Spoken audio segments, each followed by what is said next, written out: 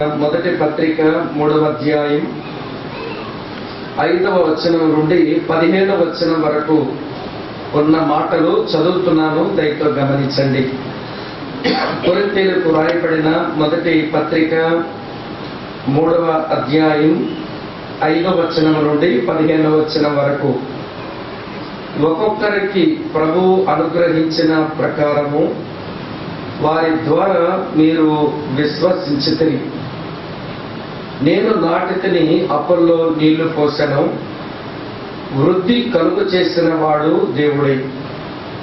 కాబట్టి వృద్ధి కలుగు చేయు దేవునిలోనే గాని నాటువానిలోనైనను నీళ్లు పోయువానిలోనైనను ఏమీయూ లేదు. నాటువాడును నీళ్లు పోయువాడును ఒక్కటే.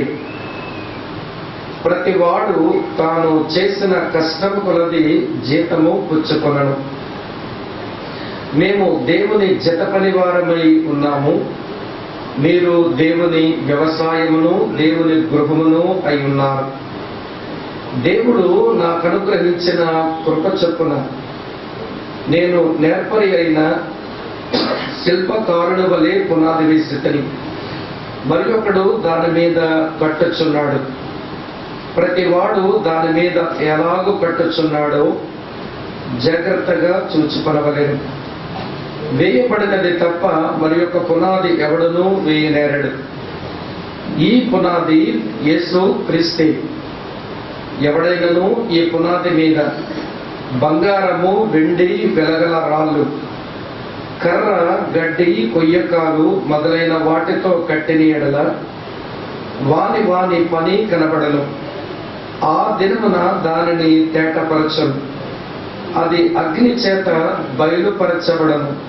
మరియు వాని వాని పని ఎట్టిదో దానిని అగ్నియే పరీక్షించను. పునాది మీద ఒకడు కట్టిన పని నిలిచిన ఎడల వాడు జీతము పుచ్చుకొనను.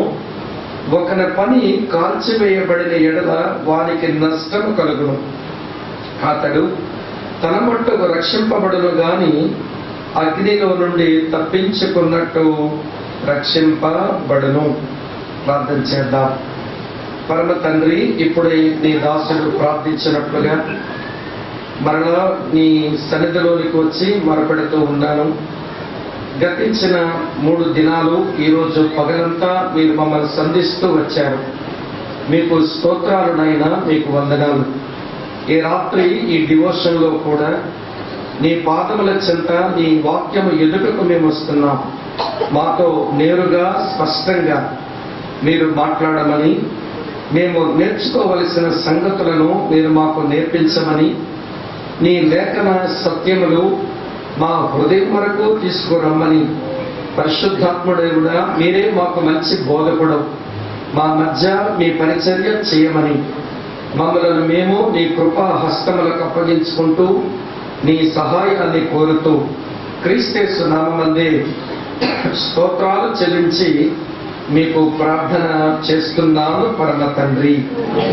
ఆమేన్, ఆమేన్. మంచిది ప్రియులారా, ఈ రాత్రి మిమ్మల్ని అందరినీ ఒక ఊహలోనికి తీసుకుని వెళ్ళాలి అని ఆశపడుతున్నాను. ఊహల్లోనికి వస్తాము అనే ఆశ మీకుంటే నేను చెప్పే ఈ మాటలు జాగ్రత్తగా విని ఒక ఇమేజినేషన్, ఒక ఊహల్లోనికి దయతో నాతో కలిసి రండి. ఇక్కడ కూర్చున్న మనలో చాలా మందిని చచ్చిపోయాం. ఊహించుకుంటున్నారా లేదా? ఇక్కడ కూర్చున్న మనలో చాలా మందిని చచ్చిపోయాం. మరి కొంతమంది ఇంకా వారు బ్రతికే ఉన్నారు. కానీ ప్రభు తన సంఘమును తీసుకుని వెళ్ళడానికి మధ్యాకాశానికి వచ్చినప్పుడు మనలో మిగిలిన మరి కొంతమంది వాళ్ళు ప్రభు దగ్గరకు మేఘముల మీద కొనుక్కోబడ్డారు. అంతకు ముందు మృతి చెందిన మనము అటు తరువాత మేఘముల మీద ప్రభు దగ్గరకు వచ్చిన మన వాళ్ళు కలిసి అందరము ఒక స్థలములో సమావేశమయ్యాం. మనము సమావేశమైన ఆ స్థలం ఎదురుగా చూస్తే ఒక న్యాయపీఠం ఆ స్థలంలో కనబడుతుంది. ఆ న్యాయపీఠం మీద ఒక ఆయన కూర్చొని వస్తున్న ప్రతి వ్యక్తిని, అతని జీవితాన్ని, అతని పనిని పరీక్షిస్తూ ఉన్నాడు. పరీక్ష అయిపోయిన తర్వాత ఎవరెవరికి ఏ బహుమానం అయితే ఇవ్వాలో, ఎవరెవరికైతే జీతం ఇవ్వాలో అది ఆయన ఇస్తూ వస్తున్నాడు. సరే, మీరు కూడా లైన్లో ఉన్నారు. మీ లైన్లో మీరు నిలిచి ఉండగా ఇక మీరు దగ్గరకు చేరిపోతున్నారు. మీ ముందు మరొక ఆయన ఉన్నాడు. ఆయన జీవితాన్ని, అతను చేసిన పరిచర్యను ఆ సింహాసనం మీద కూర్చున్న వ్యక్తి పరీక్షించి, బల నమ్మకమైన మంచి దాసుడా అని చెప్పి ఒక బహుమానాన్ని ఆయనకిచ్చి వెళ్ళమని చెప్పాడు. తరువాత వంతు నీదయింది. నీవు కూడా ఆ సింహాసనం మీద నిలుచున్నావు. ఆ సింహాసనం మీద కూర్చున్న వ్యక్తిని చూస్తున్నావు. ఆ వ్యక్తి ఎవరో తెలుసా?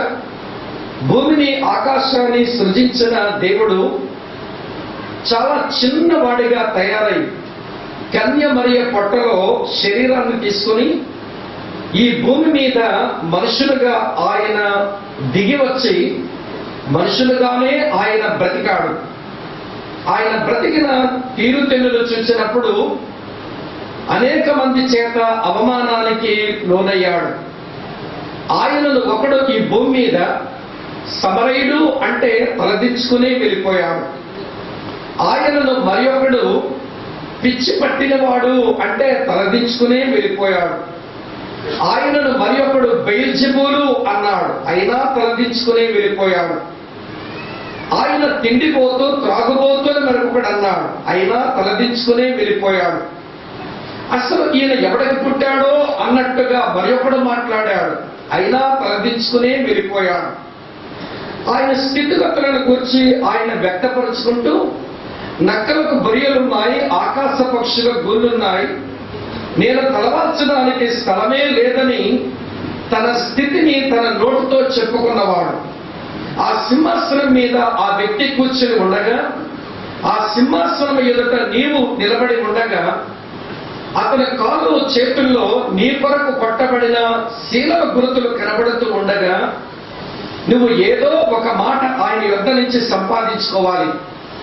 ఏదో ఒక బహుమానం నీకు ఇవ్వబడాలి. ఏమి జరుగుతుందా? నా ముందు చాలా మంది క్యూలో వచ్చి ఆయన కలుసుకుని వెళ్ళిపోయారు. ఇప్పుడు నా వంతు వచ్చింది అని నువ్వు నిలబడి ఉన్నావు. ఆయన సింహాసనం మీద కూర్చుని ఉన్నాడు. ఆ సింహాసనం మీద కూర్చున్న వ్యక్తి ఎదుట నువ్వు నిలబడి ఉన్నావు. ఆయన నోట్లోంచి ఏ మాట వస్తుంది అని నీవు ఎదురు చూస్తున్నావు. ఆయన చేతుల్లోంచి ఏ బహుమానం నీకు వస్తుంది అని ఎదురు చూస్తున్నావు. ఇంతలో ఎవరో ఒక అనౌన్స్మెంట్ చేసి, దయతో మీరందరూ ఈ ప్రసంగం వినండి అన్నాడు. అనగానే నీకు ఏ మాట వస్తుందో తెలియదు. ఆయన చేతుల్లోంచి నీకు ఏ బహుమానం వస్తుందో కూడా తెలియదు. లోపల చాలా ఉద్రేకం కలుగుతుంది. ఏమైపోతానా అనే ఆందోళన ఉంది. కానీ ఈ మధ్యలో మరి ఒక ప్రసంగం వినబడవలసి వచ్చింది. ఆ ప్రసంగం విన్న తర్వాత నీకు బహుమానమో ఒక మాటో తరువాత వస్తుంది. ముందు ప్రసంగం వినాలి. అక్కడ వినబడే ప్రసంగం ఏమిటో ఎక్కడ నేను చెప్పాలనుకుంటున్నాను ఈ రాత్రి. ఆ ప్రసంగం అయిన తర్వాతే నీకు బహుమానం. ఈ ప్రసంగం విన్న తర్వాత ఆ న్యాయపీఠం ఎదుట నిలబడిన నీకు ఏ బహుమానం వస్తుందో, ఆయన నోట వెంబడి ఏ మాట వస్తుందో ఈ ప్రసంగం విని అక్కడ నీకు జరిగే దానిని ఊహించుకోవచ్చు ఈ రాత్రి. కనుక శ్రద్ధగా దేవుని మాటలు మీరు వింటే అక్కడ ఏదో మరొక ప్రసంగం, వాక్యం చెప్పబడుతుందని నా ఉద్దేశం కాదు సుమా. ఆ న్యాయపీఠం ఎదుటకు వచ్చాం. ముందున్న వారు ఏదేదో సంపాదించుకుని వెళ్ళిపోయారు, ఏదేదో మాటలు విని వెళ్ళిపోయారు. కానీ నా వంతు వచ్చింది. ఇప్పుడు నాకు ఏ మాట దొరుకుతుంది ఆయన నోట వెంబడి, ఆయన చేతుల నుంచి నాకు ఏ బహుమానం వస్తుంది అన్నట్టుగా నువ్వు నిలబడి ఒక ఆందోళనతో, ఆతృతతో ఉండగా ఏమొస్తుందో ఈరోజు ఈ వర్తమానం విన్న తర్వాత నువ్వే తెలుసుకుందువు గాని. కనుక ఈ రాత్రి నా డివోషన్కు నేను ఇచ్చిన పేరేంటనంటే పరిచర్య ప్రతిఫలం, సర్వీస్ అండ్ రివార్డ్. అది మీకు చెప్పగోరుతున్నాను. మిత్రులారా, శ్రద్ధగా వినండి, రాసుకోవలసిన విషయాలు రాసుకునండి, నాతో కలిసి మీరు ఆలోచించండి. పరిచర్య ప్రతిఫలం అనే శీర్షికలో లేక ఆ పేరు మీద నేను చెప్పే ఈ సందేశం దాదాపు 5వ వచనం నుంచి 15వ వచనం వరకు ఉన్న లేఖనాలు ఆధారంగా చేసుకుని ఉంటుంది. అది మీరు దయతో గమనించాలి. నేను యాక్చువల్గా మీకు ఇచ్చిన పేపర్లో సెకండ్ పార్ట్ చెబుదామని అనుకున్నాను, కానీ మొదటి పార్ట్ నిన్న అన్నట్టు ఆ ఎక్స్పోజిషన్ లో చెప్పాను కనుక మర్చిపోకుండా దాన్ని కలుపుకొని కొంచెం కొనసాగించడం మంచిది అని ఎందుకో నేను ప్రేరేపించబడుతున్నాను.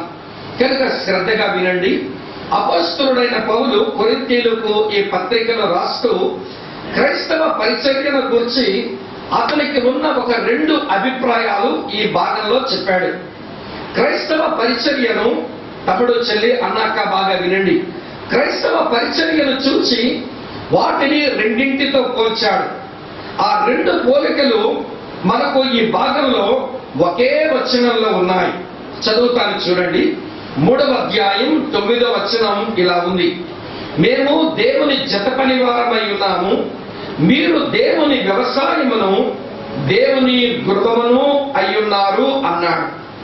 మనకు దేవుడు అప్పగించిన పరిచర్య లేక పరిచర్యలో ఉన్న మనం పరిచర్యను గురించి ఏమని అర్థం చేసుకోవాలి అంటే, ఇది దేవుని వ్యవసాయం, ఇది దేవుని గృహం.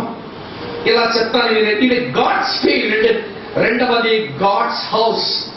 ప్రభు మనకు ఈఎస్ఐ పరిచర్యలో నశించిపోతున్న విద్యార్థుల మధ్య మనకు అప్పగించిన ఈ గొప్ప పరిచర్య, ఇది దేవుని వ్యవసాయం, ఇది దేవుని గృహం. గృహం గురించి తర్వాత మీతో చెప్తాను, వ్యవసాయాన్ని గురించి ముందు మీతో కొంచెం చెప్పాలి. నిన్న ఉదయం ఎక్స్పోజిషన్ లో చాలా విపులంగా దేవుడు మనతో మాట్లాడాడు. అది మీరు మర్చిపోతారేమో అన్న భయంతోనే మరొక మారు మీ జ్ఞాపకం చేస్తున్నాను. దేవుని వ్యవసాయంలో మేము జత పనివారం. వీరు ఎలాంటి పనివారు, వీరి పని ఎట్లా ఉంది, వీరి పనిలో ఉన్న లక్ష్యం ఏమిటి, వీరి పనిలో ఉన్న వైఖరి ఏమిటో కొంచెం మనం అర్థం చేసుకోవాలి. అపొస్తలుడైన పౌలన్నాడు, నేను నాటితిని, అప్పుల్లో నీరు పోసెను, వృద్ధి కలుగు చేసిన వాడు దేవుడే అన్నాడు. కనుక ఆ మాటను, ఆ పైనున్న వాక్య సత్యములను ఆధారంగా చేసుకుని వారి పనిలో వారు ఎలా ఉన్నారు, వారి పనిలో ఎలాంటి లక్ష్యం వాళ్ళకు ఉంది, పనిలో వాళ్ళ వైఖరి ఎలాంటిదో మనం అర్థం చేసుకోవాలి. ఈ రోజున ఈ గొప్ప పరిచర్యలో మనం ఎలా ఉండాలనో, ఏ లక్ష్యంతో ఉండాలనో, ఎటువంటి వైఖరితో మనం ఈ పనిలో ఉండాలనో మనకు స్పష్టంగా మనం అర్థం చేసుకుందాం. మొదటి మాట చెప్తాను వినండి. ఈ గొప్ప పరిచర్యలో డైవర్సిటీ ఉంది అని పౌలే చెప్పాడు. వైరుధ్యం ఉంది పరిచర్యలో. ఒకే వ్యక్తి అన్ని పనులు చేయటం అది సాధ్యమయ్యేది కాదు. కనుక పనిలో వైరుధ్యం ఉంది. నేనొక పని చేస్తున్నాను, అప్పల్లో మరో పని చేస్తున్నాడు అన్నాడు. అసలు కొరింథీ పట్టణంలో జరిగేటువంటి పరిచర్య జూలియస్ అన్న స్పష్టంగా చెప్పాడు. పొలంలో పని జరగాలి అంటే మొట్టమొదటి ఎవరో నేలను దున్నాలి, అటు తర్వాత నాట్లు పెట్టేవారు ఎవరో ఉండాలి, అటు తర్వాత నీరు పోసే వాళ్ళు ఎవరో ఉండాలి. కొరింథీ పట్టణంలో వినండి, పరిచర్య జరగడానికి అసలు దున్నిన వారు ఎవరు?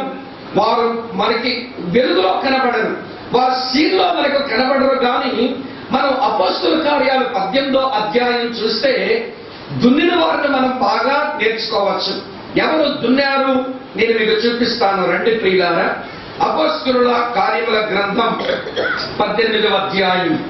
అపొస్తలుల కార్యముల గ్రంథం 18వ అధ్యాయం చదువుతున్నాను చూడండి. మొదటి వచనం: అటు తరువాత పౌలు ఏథెన్సు నుండి బయలుదేరి కొరింథునకు వచ్చి పొంతు వంశీయుడైన అకులా అను ఒక యూదుని, అతని భార్య అయిన ప్రిస్కిల్లను కనుగొని వారి యొద్దకు వెళ్ళెను. యూదులందరూ రోమాను విడిచిపోవాలనని క్లౌదియ చక్రవర్తి ఆజ్ఞాపించినందున వారు ఇటలీ నుండి వచ్చిన వారు. వారి వృత్తికి డేరాలు కుట్టువారు. పౌలు కూడా అదే వృత్తి గలవాడు కనుక వారితో కాపురం ఉండెను, వారితో కలిసి పని చేయుచుండెను అని మనం చూస్తాం. మరి కొంచెం మీరు కిందికి రండి. 5వ వచనంలో సీలయు తిమోతియు మాసిదోనియా నుండి వచ్చినప్పుడు పౌలు వాక్యం బోధించుట యందు అతురత కలవాడై యేసే క్రీస్తుని యూదులకు దృఢముగా సాక్ష్యమిచ్చుచుండెను. వారు ఎదురాడి దూషించినప్పుడు తన వస్త్రాలు దులుపుకొని మీ నాశనములకు మీరే ఉత్తరవాదులు, నేను నిర్దోషుని ఇక మీదట అన్నిచర్యతో పోవుదనని వారితో చెప్పి అక్కడ నుండి వెళ్లి దేవుని యందు భక్తి గల తీతియు యూస్తు అను ఒకరి ఇంటికి వచ్చెను. అతని ఇల్లు సమాజ మందిరములో ఆనుకొని ఉండెను. ప్రియులారా, పౌలు కొరింథీ పట్టణానికి వచ్చేసరికి అకుల ప్రిస్కిల్లాలు కొరింథీకి చేరుకున్నారు. వారి క్రైస్తవ స్థితిగతులు ఏంటో లేఖనం మనకి చెప్పడం లేదు. కానీ ఇప్పుడు నేను చదివిన 7వ వచనంలో మాత్రం ఒక దేవుని యందు భక్తి గల తీతియు యూస్తు అని ఒకరి ఇంటికి వచ్చాడు. అతని ఇల్లు సమాజ మందిరాన్ని ఆనుకొని ఉంది. బహుశా నేను అనుకుంటాను, ఈ కొరింథీ పట్టణంలో అతి జ్ఞానం పెరిగిపోయి భయంకరమైన వ్యభిచార కృత్యాలు జరుగుతుండగా, నైతిక విలువలు లోపించి ఉండగా ఈ భక్తి కలిగినటువంటి వారు హృదయంలో నొచ్చుకొని, దేవా ఈ ప్రాంతాలు ఏమన్నా నువ్వు దర్శించవా, ఒకవేళ ఈ ప్రాంతంలో నీ పనన్నా చెయ్యవా అని అడిగారేమో అని అనిపిస్తుంది. కనుక దేవుడు ఒక సంకల్పంతో, ఒక గొప్ప ఉద్దేశంతో అకుల ప్రిస్కిల్లాలను పౌలు కంటే ముందు కొరింథీకి తీసుకుని వచ్చి అక్కడ దైవభక్తి కలిగినటువంటి యూస్తును, ఆ ఊర్లో తీతియును యూస్తును, ఆమె తీతియు యూస్తను వ్యక్తిని అక్కడ ఉంచి పౌలు స్వేచ్ఛగా దేవుని వాక్యం చెప్పేందుకు దేవుడే మార్గాలు సరళం చేశాడు. చెప్పడానికి అతను తను కొంచెం వెనుకంజ వేస్తుంటే పౌలుకు దేవుడు స్పష్టంగా ఇలా చెప్పాడు. ఏం చెప్పాడో చదువుతాను చూడండి. 9వ వచనం, రాత్రి వేళ దర్శనమందు ప్రభు నీవు భయపడక మాట్లాడుము, మౌనముగా ఉండకము, నేను నీకు తోడై ఉన్నాను, నీకు హాని చేయటం ఎవడును నీ మీదకి రాడు, ఈ పట్టణంలో నాకు బహుజనం ఉన్నదని పౌలుతో చెప్పగా అతను వారి మధ్య దేవుని వాక్యమును బోధించెను. 1 సంవత్సరం మీద 6 నెలలు అక్కడ నివసించెను. అతను దేవుని వాక్యం చెప్పి 1 సంవత్సరంన్నర కాలం వారి మధ్య ఉండి దేవుని వాక్యపు విత్తనాలు కొరింథీ మనుషుల్లో నాటేందుకు అతని పని ప్రత్యక్షంగా కనబడుతుంది. కానీ పరోక్షంగా భక్తి కలిగినటువంటి వారు, పరోక్షంగా ప్రార్థించేవారు ఎవరో వెనకాల ఉన్నారు. దేవునికి ఆ స్థలములో జనం ఉంది. ఈ మాట గమనించాలి. రక్షించబడవలసిన జనము అని మనం ఇంటర్ప్రెట్ చేయొచ్చును. దేవునికి ప్రార్థన చేసే భక్తి కలిగిన మనుషులు ఉన్నారని కూడా దానికి మనం హెర్మెనెటిక్ ప్రిన్సిపల్స్ లో మనం ఆలోచించేందుకు అవకాశం ఉంది. అందుకే సాహసించి మాట చెబుతున్నాను. కనుక పౌలు నాట్లు పెట్టాడు. అంతకుముందు కొరింథీ పట్టణంలో సువార్త పరిచర్య జరగడానికి దున్నేవారు ఎవరో దున్ని సాలును చేసి ఆ భూమి మీద సిద్ధం చేశారేమో అని మనం అర్థం చేసుకోవాలి. సరే, దున్నేవారు దున్నారు, నాట్లు పెట్టేవాడు నాట్లు పెట్టాడు. అటు తర్వాత పరిచర్యను కొనసాగించేందుకు వినండి ప్రియమైన స్నేహితులారా, అపుల్లోను దేవుడు లేపుకొని అకుల ప్రిస్కిల్లాల వలన విద్వాంసుడైన అపుల్లో మార్పు చెంది ఈ కొరింథీ పట్టణంలో అద్భుతమైన పరిచర్య చేయడానికి దేవుడు వాడుకున్నాడు. ఇలా మనం అర్థం చేసుకుందాం. దున్నేవారు ఉన్నారు, నాట్లు పెట్టే ఆయన ఉన్నాడు, అటు తర్వాత నీళ్లు పోసే ఆయన ఉన్నాడు. అన్ని పనులు ఒక్కరే చేయలేదు. Diversity in the ministry. పరిచర్యలో వినండి స్నేహితులారా, ఉదయం అన్నయ్య మనకి చూపించిన క్లిప్పింగ్ లో మనం చూస్తాం. జాగ్రత్తగా ఆ క్లిప్పింగ్ గమనిస్తే అన్ని పనులు ఒకే వ్యక్తి చేయలేరు. ఎవరికి ఏ పని అప్పగించబడిందో ఆ పని వారు చెయ్యాలి. ఎవరు చేయాల్సిన పని వారు వారి సమయంలో చేసి ముగించడం అది అత్యవసరం అని మనం గమనించాల్సి ఉంది. కనుక పరిచర్యలో వైరుధ్యాలు అవసరం. కనుక ఎవరికి దేవుడు అనుగ్రహించిన దానిని బట్టి, వరములను బట్టి వారు పరిచర్య చేయవలసి ఉంది అని మనం గమనించుకోవాలి. రెండో మాట చెప్తాను, వినండి. అకుల ప్రిస్కిల్లా కానివ్వండి, పౌలు కానివ్వండి, యూస్తు కానివ్వండి, లేకపోతే అపోల్లో కానివ్వండి, వీరి మధ్య యూనిటీ లేకపోయి ఉంటే కొరింథీ పట్టణంలో ఒక చర్చ ఉండేది కాదు. ఇలా చెప్తాను వినండి ప్రియులారా, వారి మధ్య యూనిటీ ఉంది. దేనికి unity? Unity of a purpose. వారికి ఉన్న ఒక సంకల్పం ఏమిటి అంటే అక్కడ దేవుని సంఘం అక్కడ స్థాపించబడాలి, దేవుని కొరకు కొంత ప్రజా గుంపు తయారవ్వాలి. అదే వారి యొక్క సంకల్పం. ఆ సంకల్పం వారికి ఉంది కనుక వారి మధ్య ఒక హార్మోని, వారి మధ్య ఒక ఐకమత్యాన్ని మనం చూస్తాం. వారి మధ్య వారు ఒకరినొకరు విభేదించుకోలేదు, వారి మధ్య ఒకరికొకరు విభేదించుకోలేదు. ఈ రోజున విభేదాలు ఎందుకు వస్తాయో తెలుసా? ఇలా చెప్తాను వినండి. విభేదాలు ఎందుకు వస్తాయి అంటే మనకి ట్రినిటేరియన్ మైండ్ లేదు, త్రిత్వపు మనస్సు లేదు. మనకి త్రిత్వపు మనసు అంటే చెప్పనా? ఇలా చెప్తాను వినండి. జగత్తులో పునాదులు వేయబడక పూర్వమే దేవుడు ఉన్నాడా లేదా? చెప్పండి ఒకసారి. ఉన్నాడు. ఆ దేవుడిలో ఎంతమంది వ్యక్తులు ఉన్నారు? 3 వ్యక్తులు ఉన్నారు. తండ్రైన దేవుడు, కుమారుడైన దేవుడు, పరిశుద్ధాత్ముడు ఉన్నారు. సరే, వీరి మధ్య జాగ్రత్తగా వినండి. వీరి మధ్య యూనిటీ ఉందంటారా, లేకపోతే వీరి ఫెలోషిప్ ఎప్పుడైనా ముక్కలైపోయిందా? ఎక్కడ ఉన్నారా లేదా? వీళ్ళ 3 మధ్య సహవాసం సజావుగానే ఉందా, లేక ముక్కలైపోయిందా ఫెలోషిప్ అంటే? వారి మధ్య ఫెలోషిప్ ఎప్పుడూ ముక్కలవ్వలేదు. మరి ఫెలోషిప్ ఎందుకు ముక్కలవ్వలేదు అంటే వినండి, వారి మధ్య విరోధాలు ఎందుకు రాలేదంటే వారి 3 మధ్య 2 లేవు. ఒకటేమి లేదనంటే జలస్సీ లేదు, రెండవది కాంపిటేటివ్ స్పిరిట్ లేదు. వీళ్ళ మధ్య పోటీతత్వపు మనసు లేదు, అసూయ లేదు. అందుకని వారి ఫెలోషిప్ ఎప్పుడు బ్రేక్ అవ్వలేదు. ఎప్పుడు బ్రేక్ అయిందో తెలుసా?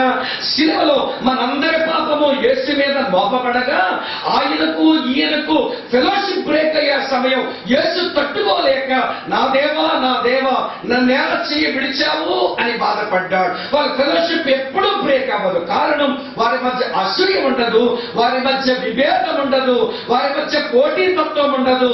వారి సంకల్పాల విషయంలో వారు యూనిటీ కలిగిన వారు. ఈ మైండ్ ఈ రోజున క్రైస్తవ సంఘాలలోనూ అలాంటి ఫెలోషిప్స్ లో కూడా అలాంటి ఏమంటే మనసు లేకపోవడం చేత వైరుధ్యాలతో పనిచేయాలి, కానీ విరోధాలతో మనం బ్రతకూడదు. ఈరోజు విరోధం ఎందుకు వచ్చిందంటే కాంపిటేటివ్ స్పిరిట్. ఆ బ్రదర్ వల్ల జరగాల, నా వల్ల ఎందుకు జరగకూడదు?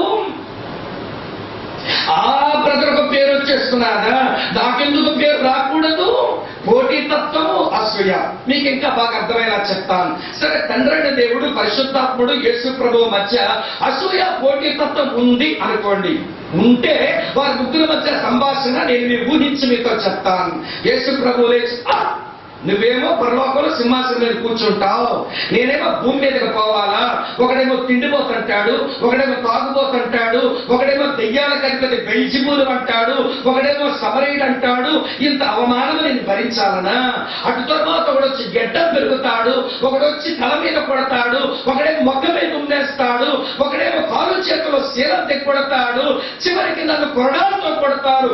ఇన్ని తెప్పలు నిలబడాలా?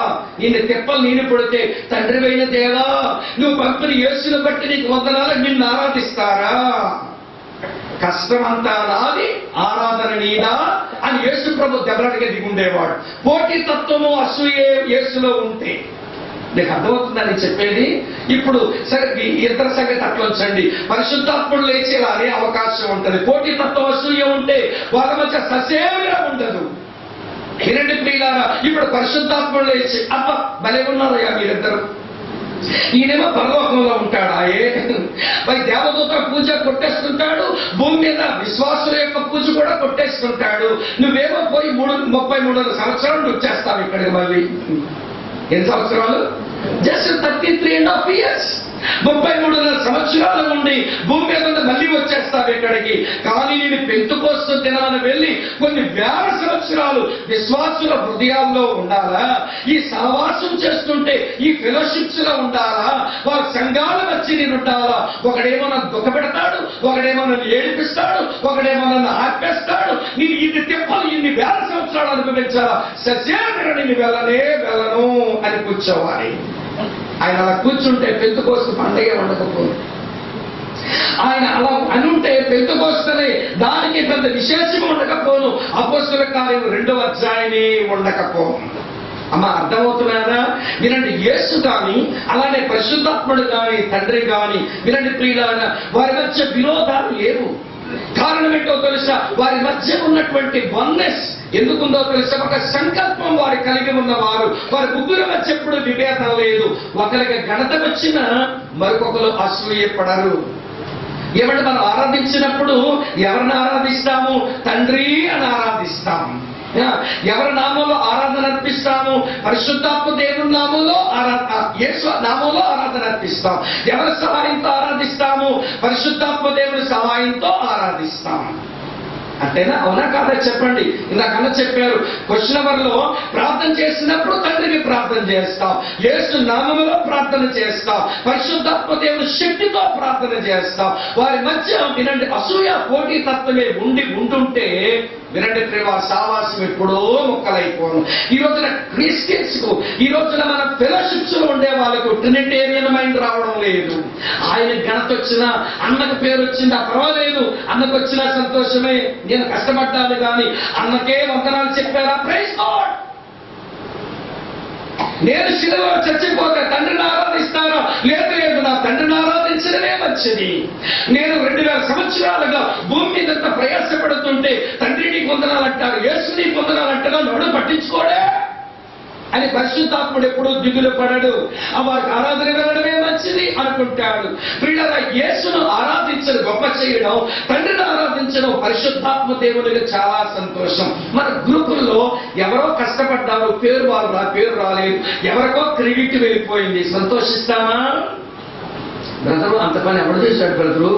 నేను కష్టపడి చేశాను బ్రదరు, నాకు 100 సమర్పణలో డైరెక్టర్ జాబ్ చేసుకోలేదు, అసలు రీజనల్ కోఆర్డినేటర్ వెంకటరాజాను నేను కనబడ్డాను, అసలు నా పేరు బోర్డ్ ఆఫ్ ట్యాక్స్ ఎవరన్నా చెప్పారా? కష్టపడింది నేను కానీ ఆ పని మరొకరు చేశారని స్టేజ్ మీద వాళ్ళ పేరు చెప్తారా అండి?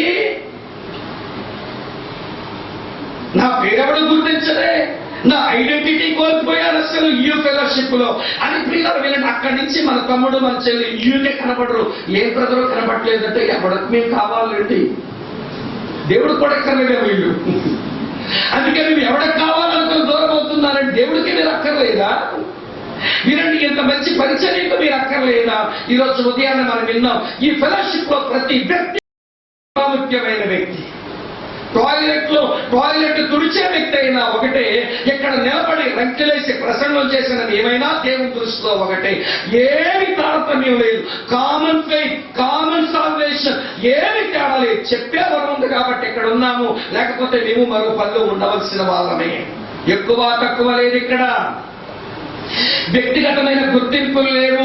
ఈ ఆలోచన వినండి ప్రియులారా, చూస్తూ నేను భక్తి గలవాడుగా ఉన్నాను కాబట్టి, మొట్టమొదట నేను నా కుటుంబం మారాను కాబట్టి కొరింథులో ఇంత పెద్ద పని అయింది అని గొప్ప ఉంటే కొరింథులో సంఘం ఉండకపోను. అసలు మొట్టమొదటి పని నేనే చేశాను దైవ దర్శనంతో, నేను గొప్ప అని పౌలు అనుకుంటే, లేకపోతే నువ్వు చేసేదపోయావు కానీ చివరి పనంతా నేను చేశానని ఎవరి అప్పుల్లో కొట్లాడుకుని ఉంటుంటే ప్రియులారా వినండి, కొరింథులో ఇంత మంచి సంఘం ఏర్పడి ఉండేది కాదు. వినండి చాలా జాగ్రత్తగా, మనము దేవుని పొలములో దేవునితో జత పనివారం.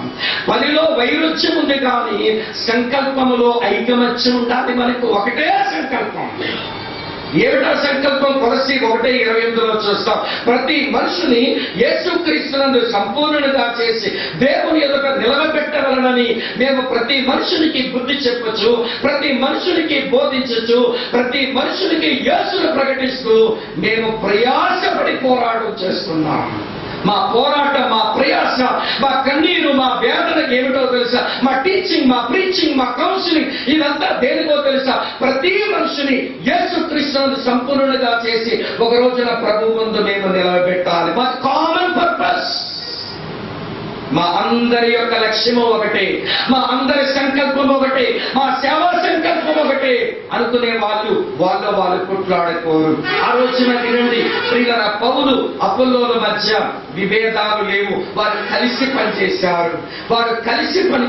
మూడో మాట చెప్తాను వినండి. మూడో మాట ఏమన్నాడో తెలుసా పౌలు? వినండి, అది హ్యూమిలిటీ తో చెప్పిన మాట. అది ఏమన్నాడు చూడండి, నేనంత కష్టపడ్డాను కనుక సంఘం అయింది, అప్పుల్లో ఏదో కొంచెం పనిచేశాడు కానీ అని గొప్పలు చెప్పడం లేదు. చూడండి ఆయన ఏమన్నాడో చదువుతాను. అదే మనం మన మూల వచనంలో 6వ వచనంలో, వృద్ధి కలగ చేసిన వాడు మాట్లాడరే దేవుడే, నేను చేశానన్న మాట లేదు. వినండి వినండి పిల్లరా, నేను చేశానన్న మాట అంటే నాకు గౌరవం వచ్చింది, దేవుడు చేశాడన్న మాట అంటే దేవునికి మహిమ వచ్చింది. వినండి ప్రియుల, ఒక మాట చెప్తాను. నేను చేశాను ఇక్కడ కొరింథులో పని అని చెప్తే తప్ప అబద్ధమా ఏమన్నా? మీరు ఇక్కడ ఉన్నారా లేదా? ఏమండి, నేను ఇక్కడ కొరింథులో నేను దేవుడు దర్శనమిచ్చి నా కొరకు ఇక్కడ గొప్ప జనం ఉన్నారు, నువ్వు ధైర్యంగా వాక్యం చెప్పు, ఎవడో నీకు హాని చేయలేడని దేవుడు చెప్పగా నేను వాక్యం ప్రకటించానని పౌలు కానీ అంటే అది అబద్ధమా తప్ప? నిజమే కదా. కానీ వినండి వినండి ప్రియులారా, దీన మనస్సు కలిగిన వారు వారికి ఎక్కడ ఘనత వస్తుందో అక్కడ ఘనత కొరకు పరిగెత్తారు, అక్కడే తగ్గించుకుంటారు. హంబుల్నెస్ కు వెబ్స్టర్ ఇచ్చే నిర్వచనం అదే. హంబుల్నెస్ కి నిర్వచనం వెబ్స్టర్ ఏమన్నాడంటే, having every reason to be proud but decreasing is humbleness. Having every reason to be proud, నువ్వు గర్వించడానికి నీకు ప్రతి కారణం నీ దగ్గర ఉన్నా అక్కడే తగ్గించుకోవడం నేర్చుకుంటే అది దీన మనస్సు. నేను చేశాను కనుక ఈ సంఘం ఉంది అంటలేదు, ప్రభు వృద్ధి కలిగించాడు, మహిమ దేవునికే చెల్లాలి. నన్నెవడూ జ్ఞాపకం చేసుకోకండి, నన్నెవడూ మెచ్చుకోవాల్సిన అవసరం లేదు, నన్నెవరూ గుర్తించాల్సిన అవసరం లేదు. ఇదేంటో తెలుసా? Board of humbleness. ఈ రోజున మన సావాసాలలో లేవండి వినండి, మన ఈజిప్ట్ లో గర్వించడానికి ఎక్కడైతే కారణం ఉందో అక్కడే తగ్గించుకోవడం వస్తే అది నిజమైన దీన మనస్సు. అది నిజమైన దీన మనస్సు. గర్వించడానికి కారణాలు ఉన్న దగ్గర తగ్గించుకోవడం యేసయ్య దగ్గరే బాగా నేర్చుకోవచ్చు. నేను ఊహించాను, వాక్యం ఊహించుకోవడం నాకు అలవాటు అయింది. అందుకే నా ఊహలో ఇట్లా దొరికింది ఒక తలంపు. యేసు ప్రభు దగ్గరికి వచ్చి, యేసు ప్రభు నీ నేటివ్ ప్లేస్ ఏది అని అడిగామనుకోండి, అడిగితే గర్వంగా ఏం చెప్పొచ్చో తెలుసా? హెవెన్. తప్ప అదేమన్నా ఏమనంటే కాదాయింది నేను. కానీ ఆయన నా నేటివ్ ప్లేస్ హెవెన్ అని అనడు. ఏమంటాడో చెప్తాను విన్నాడు. చెప్పకముందు మీకు మాట చెప్పాలి. మన రాష్ట్రంలో కొంతమందికి వాళ్ళ నేటివ్ ప్లేస్, నేటివ్ డిస్ట్రిక్ట్స్ అంటే కొంచెం చిన్న గర్వం ఉంటుంది. అందులో తూబోజీ పాబోజీ వాళ్ళకి ఎంత గర్వమో. మీ జిల్లా ఏంటంటే తూబోజీ, మా జిల్లా ఏంటంటే పాబోజీ. ఎందుకంటే మంచిగా నీళ్లున్నాయి, మంచిగా పంటలు పండుతాయి, తర్వాత మంచిగా చదివించుకుంటారు, మంచిగా సంపన్నులు ఉన్నారు. అసలు దేవుడు బ్లెస్ చేశాడు మీ రెండు జిల్లాలు, అనుమానమే లేదు. అందుకని ఎవరైనా మా మీరు ఎక్కడ బ్రదర్ మీ నేటివ్ ఎక్కడంటే తూబోజీ, మీ జిల్లా ఎటు బ్రదర్ పాబోజీ అంటారు. అదే తూర్పుగోదావరి జిల్లా, పశ్చిమ గోదావరి జిల్లా. నేను మా దగ్గర ఒక ఆయన ఉండేవాడు, ఆయన పేరు సతీష్. నేను అడిగేవాడు, అన్న ఎవరైనా వచ్చి అడిగితే నేను కూడా మొట్టమొదటి అట్లని అడిగాను. తర్వాత అతను పరిచయం అయ్యాక అతను నేను ఎక్కడికి పోయినా కానీ అతను పొరపాటు ఎవరైనా బ్రదర్ మీ నేటివ్ ఏంటి, మీ మాటలు కొంచెం తేడాగా ఉన్నాయి అంటే అతను ఎలా చెప్పేవాడు తెలుసా? మా నేటివ్ అండి హైదరాబాద్ మహాపట్టణం అనేవాడు. ఏ మహాపట్నం అని చెప్పకపోతే తెలియదు మనకి. హైదరాబాద్ అంటే అర్థం అవ్వదా? దాని వెనకాల మహాపట్టణం ఎందుకు అంటే వాళ్ళ నేటివ్ ప్లేస్ ను బట్టి అతిశయం.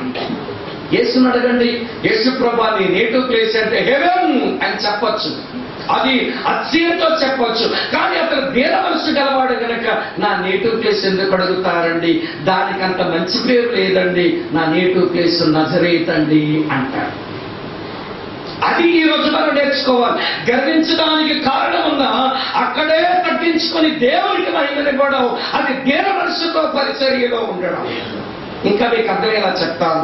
యేసు ప్రభువా నీ ఫైనాన్షియల్ స్టేటస్ ఏదో చెప్పు అన్నామనుకోండి, యేసు ప్రభు నోరు తెరిచి ఏం చెప్పొచ్చో తెలుసా?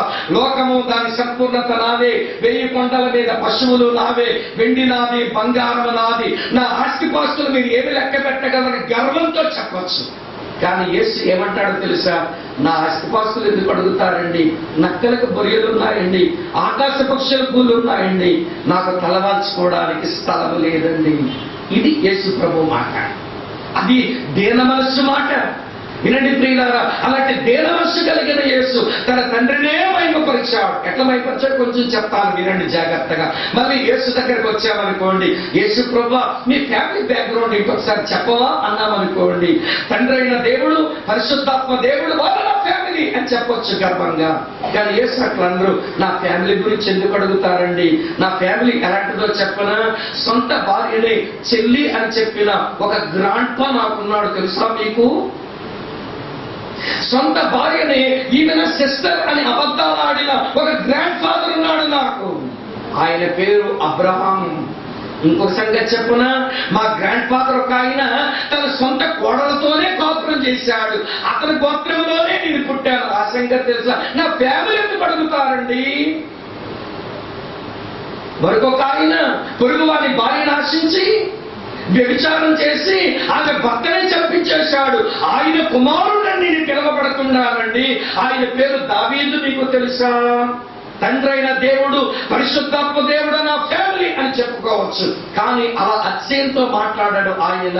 నేను దీన మనస్సు గలవాడనన్న ప్రభు ఇలా చెప్పుకుంటాడు. యేసు ప్రభు ఎంత బాగా వాక్యం చెప్పావు అని అంటే, నేనేం చెప్పానండి? నా తండ్రి ఏ మాట ఇచ్చాడో నేను కాకపోతే ఎవరు చెప్పగలండి అని అనొచ్చు ఆయన. కానీ అట్లా అనడా ఆయన.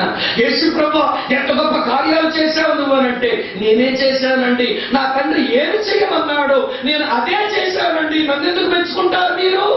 అది యేసు మనస్సు. ఈ రోజున ప్రియులారా, మన ఫెలోషిప్స్ లో వినండి చాలా జాగ్రత్తగా, వృద్ధి కలిగించిన వాడు దేవుడు. నేను ఏదో చేసినా, నేను చేసింది పెద్ద పట్టింపు కాదండి, నేను చేసింది పెద్ద పట్టింపు కాదండి, నేను కనబడవలసిన వాడని కాదండి అంటూ వెనకాల ఉండడం వినండి, అది దీన మనసుతో కూడిన వినండి పరిచర్య విధానం. అదే వచ్చిందా మనకు? అపోస్తలుడైన పౌలు అంటున్నాడు, దేవుని పరిచర్య అది దేవుని ఫలం. కొరింథీ విశ్వాసులారా, మీ కొరింథీ పట్టణంలో ఉన్న సంఘము సహవాసమైన మీరే దేవుని ఫలము. మీ పొలములో దున్నేవారు దున్నారు, నాటేవాడిని నేను నాటాను, నీళ్లు పోసేవాడు నీళ్లు పోసాడు. దున్నులో ఏమి లేదు, నాటు పెట్టిన నాలో ఏమి లేదు, నీళ్లు పోసినోట్లో ఏమి లేదు. అంతా బుద్ధి కలిగించిన వాడు ఆయనే కనుక ఆయనకే మహిమ చెల్లాలి అన్నట్టుగా దేవుని పొలములో పనిచేశాడు. చెల్లి, తమ్ముడు, అన్న, అక్క, ఇదే మనసు మనకుందా? ఆ మనసుతో మనం పనిచేస్తే పొలములో మంచి ఫలాలు బయటకు వస్తాయి. ఫలాలు చివరిలో చెప్తాను. మనం అదే మనసుతో, ఏ మనసుతో? సేవలో వైరుధ్యాలు ఉంటాయి.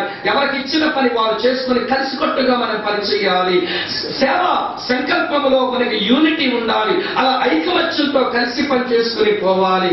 సేవలో దీన మనసుతో ఎవరి వల్ల పని జరిగినా వారికి మెప్పు వస్తే నాకెందుకండి మెచ్చుకుంటారు, నన్ను పక్కన పెట్టండి, అతనికి రావాలి క్రెడిట్, ఆయనకి రావాలి ఘనత అన్నట్టుగా పక్కకు వెళ్ళే మనసు వస్తే వినండి ప్రియులారా, మనం సరిగా పరిచర్యలో ఉన్నవారమని లెక్క.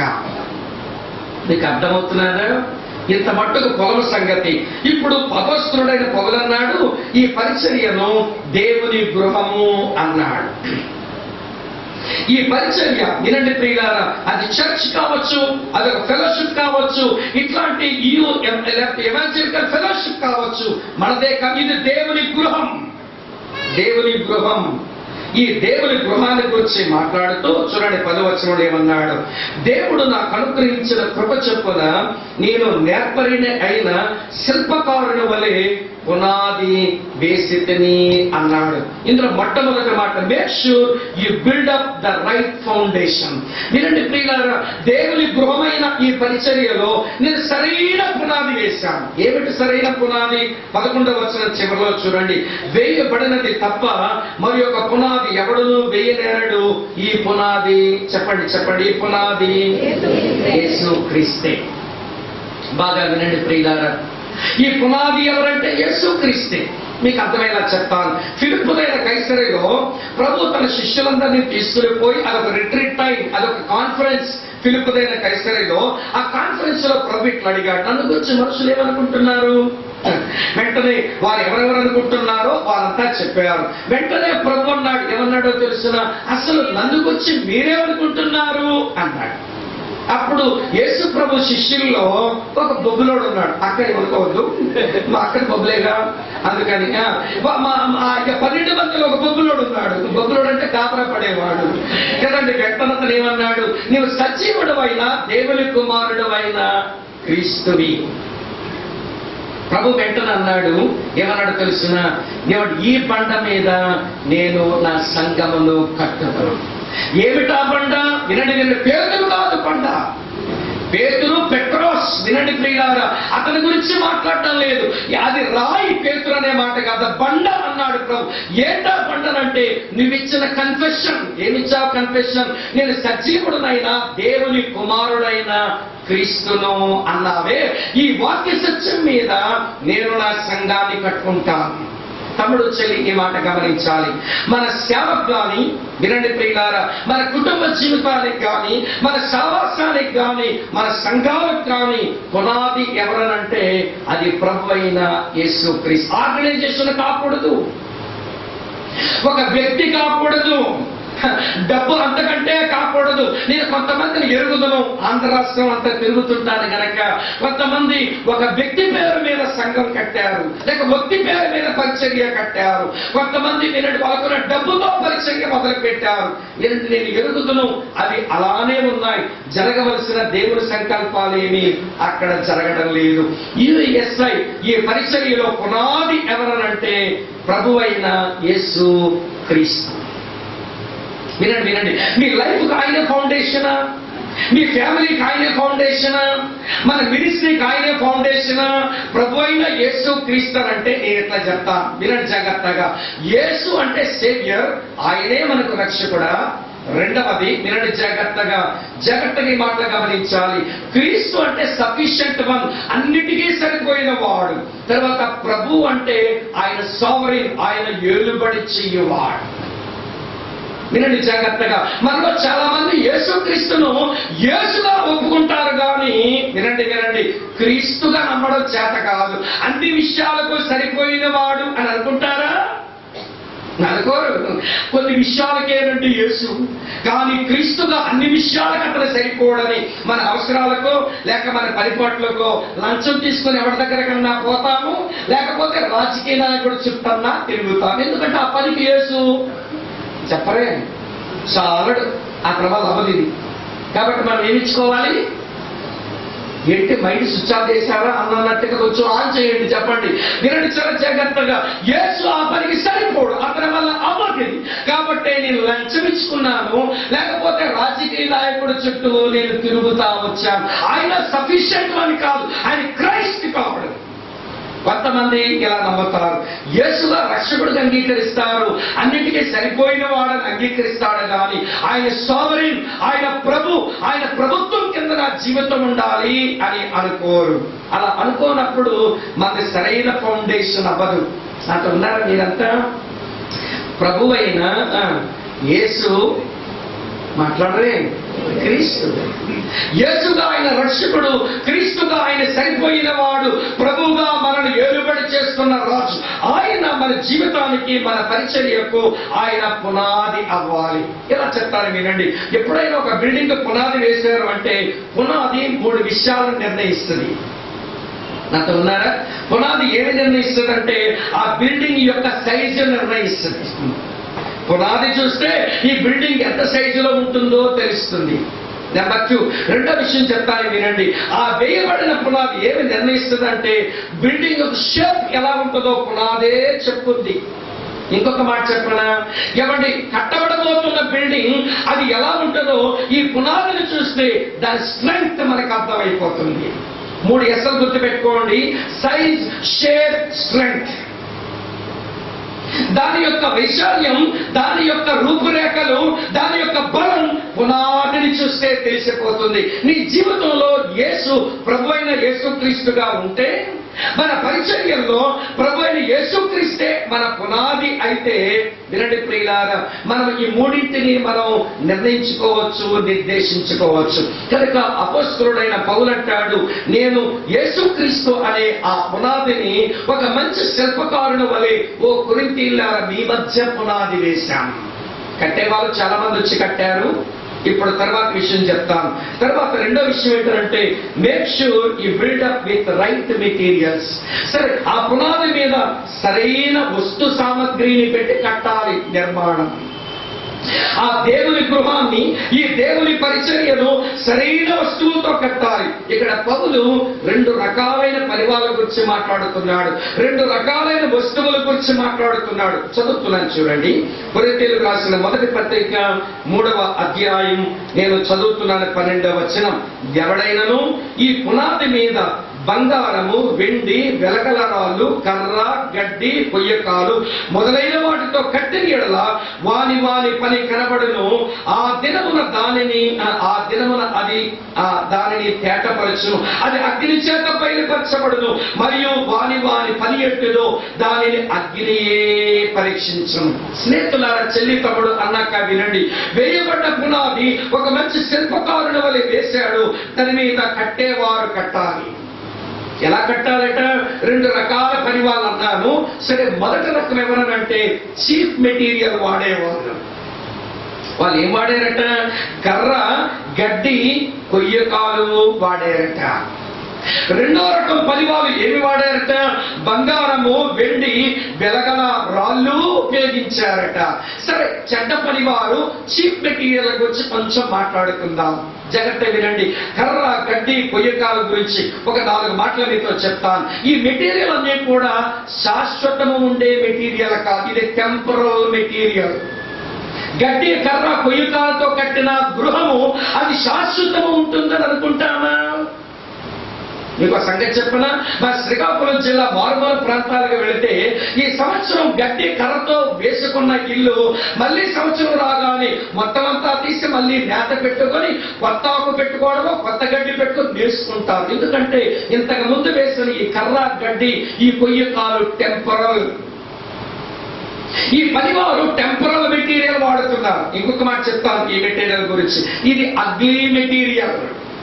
నేను కొంతమందిని ఊర్లోకి వెళ్తాను. మన తమ్ముళ్ళే మా శ్రీకాకుళంలో, తమ్ముడా మీ ఊరు దగ్గరకు వస్తున్నాను, ఒకసారి మీ ఇంటికి వస్తానంటే, అన్న మా ఇంటికి ఎందుకన్నా, మీరు ఎక్కడున్నారో చెప్పండి అన్న, నేనే వస్తాను అంటాడు. నేను మీ ఇంటికి వస్తాను అవుతావే, నీ ఇంటికి వస్తాను తమ్ముడు అంటే, అన్న వద్దులే అన్న, మీరు ఎక్కడున్నారో చెప్పండి, నేనే వచ్చి కలుస్తాను. లేదు తమ్ముడు, నిన్ను చూడాలనుకుంటున్నాను, మీ ఫ్యామిలీ మెంబర్స్ చూడాలనుకుంటున్నాను, ఒక్కసారి నన్ను రాని అంటే వద్దన్నా అంటాడు. నువ్వు ఎన్ని చెప్పు నేను వచ్చి తీరుతానని. ఎన్నగా ఇంటికి వెళ్తే వాళ్ళ అమ్మ మంచివే, వాళ్ళ నాన్న మంచి వాళ్ళే, కాకపోతే చదువు సంచలు లేవు. ఏమని శ్రీకాకుళం జిల్లా అడ్డుగుండారమ్మలు, కాకపోతే వాళ్ళకి పెద్ద సంస్కృతి లేదు. కానీ వాళ్ళు మనుషులే కదా, వాళ్ళతో ఫ్రీగా మాట్లాడతారు, సంతోషపడతారు మనం విజిట్ చేస్తే. కానీ రావద్దని తమ్ముడు ఎందుకు అన్నాడు? వాళ్ళ అమ్మ మంచిగుంది, వాళ్ళ నాన్న మంచిగున్నాడు, అక్క చెల్లెళ్ళు బాగున్నారు, ఎందుకు రావద్దన్నాడు అంటే వాళ్ళ ఇల్లు గడ్డిల్లు. గడ్డి నేల మీద ఏమన్నా కూర్చోబెడతాను? పేడతో అలికిన, పేడ మట్టి కలిపిన అలికినటువంటి ఎవరి నేల దాని మీద సోమన నేను కూర్చోబెడతాను అనుకున్నాడట. ఆ ఇల్లు చూస్తే గడ్డితో, ఆ వెదురు కర్రలతో ఉంది. అక్కడక్కడ పిచ్చుకలు కూడా గూళ్ళు పెట్టేసాయి. గడ్డి పడిపోతుంది మీద. మా ఇంట్లో అన్ననేమని కూర్చోబెట్టను. గడ్డి, కర్ర, కొయ్యకాలతో కట్టిన గృహము అది అగ్లీగానే కనబడుతుంది. మీరు ఇక్కడ ఉన్నారా?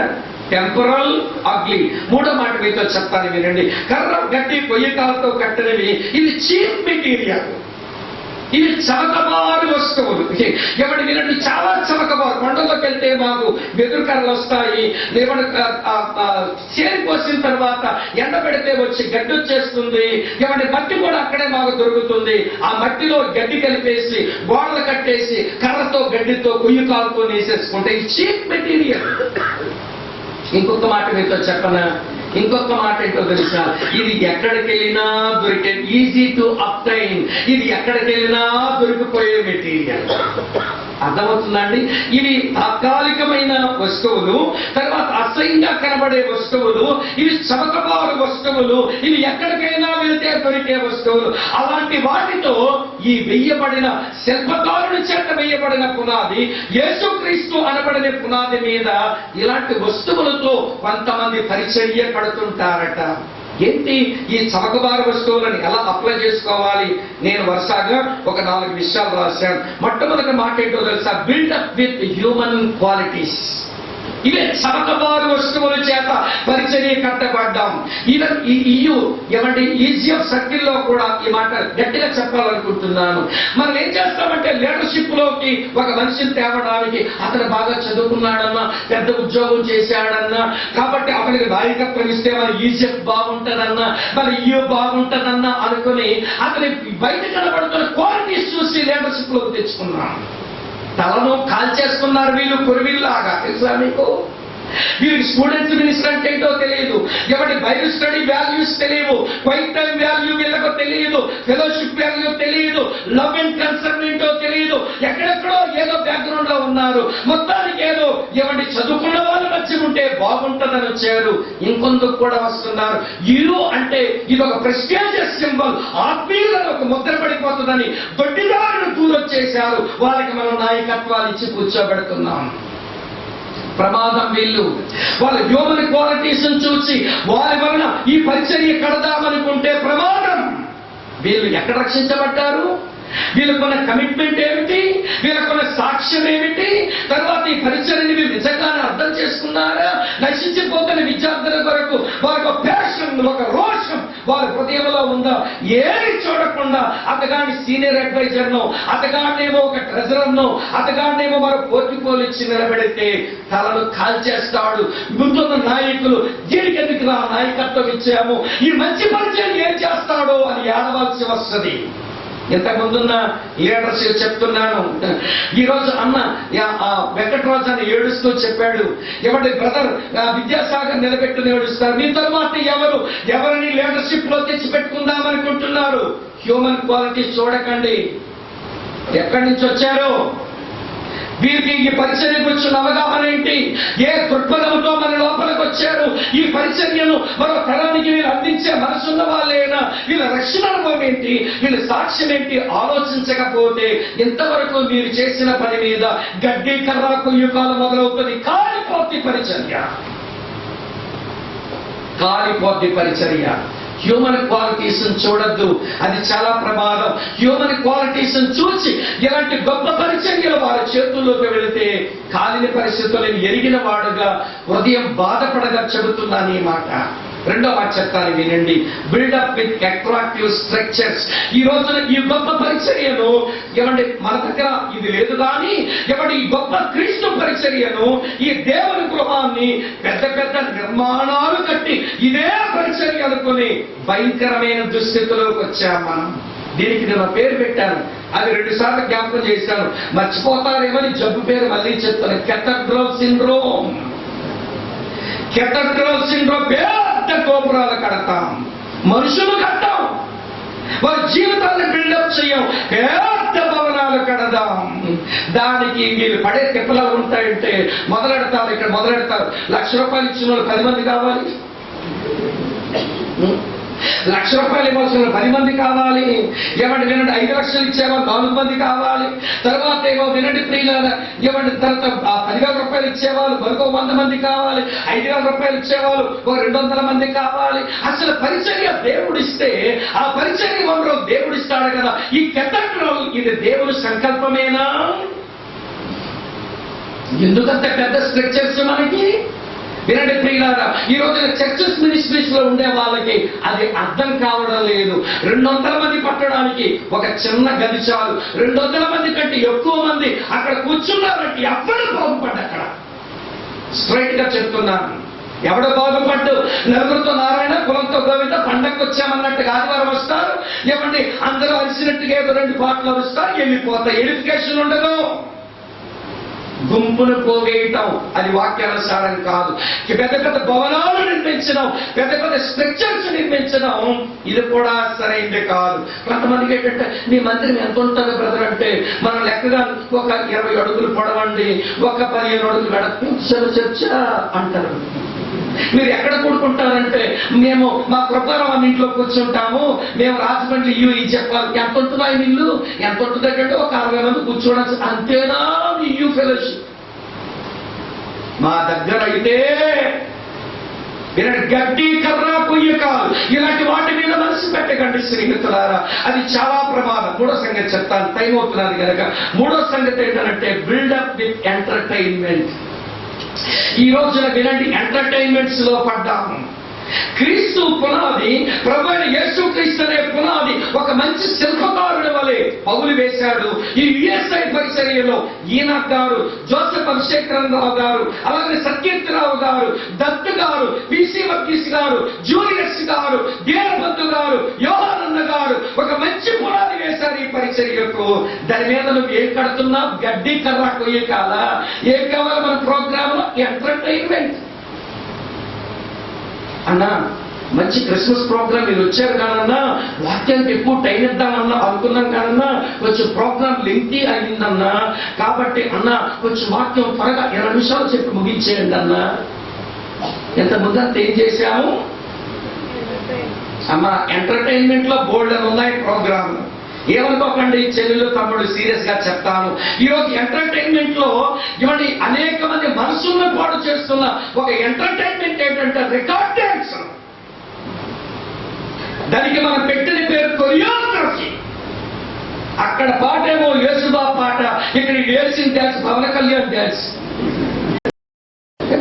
నేను ఒక ప్రోగ్రామ్ లో చూసి బాధతో చెప్తున్నాను, శ్రీ యేసుడు జన్మించే వేయిలో అని పాట వస్తున్నారు. పాట వస్తుంటే ఇటు బెట్ట పెట్టుకుని ఎలాగే ఊరుతున్నాడు. ఎవరు శ్రీ యేసుడు జన్మించే వేళ జానపద పాట అని పవన్ కళ్యాణ్ డాన్సా? నేను ఏమిటున్నాను ఈ డాన్స్ అంటే, అన్నా పవన్ కళ్యాణ్ స్టెప్పులు అన్నా అన్నాడు. అంటే పాట ఏమో యేసు మీద, ఇక డాన్స్ ఏమో సినిమా యాక్టర్. ఇంకొక మాట చెప్తాను, యూఈజెఫ్ సర్కిల్స్ కి ఇవ్వండి. నేను కొరియోగ్రఫీ తప్పని చెప్పడం లేదు, ఒక మీనింగ్ఫుల్ గా ఒక అర్థవంతమైన భావాన్ని మనం వ్యక్తపరచడానికైతే నేను అది తప్పని అనడం లేదు. కానీ ఈ రోజున మన ఆడపిల్లలు, వయసు వచ్చిన ఆడపిల్లలు వారి శరీరాలను ఇలాంటి వేదికల మీద చూపించుకోవడం అది ఎంత నీచమైన ప్రవృత్తి. ఇది అవసరమా మనకి? దేవరాజన్ అడగండి, అన్న మీ కాలంలో చాలా మందిని ప్రభువులు నడిపించారు, వాక్యం చెప్పారు, లేకపోతే పాట పాడారు, అప్పుడు నీకు ఎన్ని కొరియోగ్రఫీలు ఉన్నాయి? దేవరాజన్న తిట్టి పడేస్తాడు పెద్ద ఆయన. దీనబంధు అడగండి, జూలియస్ అన్న అడగండి, ఈ పిచ్చి డాన్సులు ఉన్నాయని ఈ మధ్య EMFI evangelical medical fellowship of India ఒక 3 మెడికల్ కాలేజీకి వెళ్ళాను ఈ సంవత్సరం. 3 మెడికల్, అది డిసెంబర్ లో వెళ్తే ఒక మెడికల్ కాలేజీలో అక్కడ పాట ఏంటో తెలుసిన, చిరకాల స్నేహితుడా, నా హృదయాల సన్నిహితుడా, ఎక్కడేమో short length shirt, tight jean pant వేసుకున్న MBBS అయిపోయిన ఏమండి వాళ్ళు హౌస్ సర్జన్స్, ఆ పక్కనే డాక్టర్లు, మీరు డాన్సులు వేస్తుంటే పిల్లలంతా విజువల్ విసురుతుంటే, చిరకాల స్నేహితుడా, నా హృదయాల సన్నిహితుడు అంటే యేసు ప్రభుని పిల్లంటుందో లేదా పక్కన ఈటంటుందో మాకు అర్థం అవట్లేదు. 4 సంవత్సరాల స్నేహితుడు, మనం వెళ్ళిపోతాం హౌస్ సర్జన్ అయిపోయాక అన్నట్టుగా పాడుతుంది. ఏమిటా డ్యాన్సులు? ఎంటర్టైన్మెంట్. వినండి ప్రియులారా, ఈ రోజు క్రిస్టియన్ కాంగ్రిగేషన్స్ లో దేవుడికి స్తోత్రం, ఇలాంటి ఫెలోషిప్స్ ఇంకే మాయరోగం అంటలేదు. ఒకవేళ జాగ్రత్త పడకపోతే ఇది కూడా మనకు అంటుద్దన్న భయంతో చెప్తున్నాను. అక్కడక్కడ మనకి అంటిందిలేండి. నా బోటోడు అరుస్తుంటే, అన్న ముసలోడ్లా ఉన్నాడు రా, ముసలోడ్డా అన్న ముసలోడ్లాగా ఉన్నాడు రా, ఇవన్నీ ఎంత బాగా మీరు డాన్స్ చేస్తే నచ్చలేదంటాడేంటి? ఆ దిగ్గాన్ని పట్టుకున్నారు. ఎవరు చెప్పాడు మీకు డాన్సులు అంటే, అన్న ముసలోడ్లాగా ఉన్నాడు రా అంటున్నారు. ఆ పాట వలన ఒక ఆత్మకేమైనా క్షేమాభివృద్ధి ఉందా? ఒక సందేశం ఉందా? నేను స్కిట్లు వేశాను ఈ పరిచర్యలో స్టూడెంట్ గా ఉన్నప్పుడు. మేము స్కిట్లు వేసామంటే మీరు కడుపులు పట్టుకొని మీరు బాధపడాలి, అంత బాగా లభించే వాళ్ళం. చివరికి వచ్చిన ట్రూత్ అందించే వాళ్ళం. కానీ పిచ్చి డాన్సుల వ్యవహారం మా దగ్గర లేదు. ఈ రోజున ఎందుకో వచ్చింది.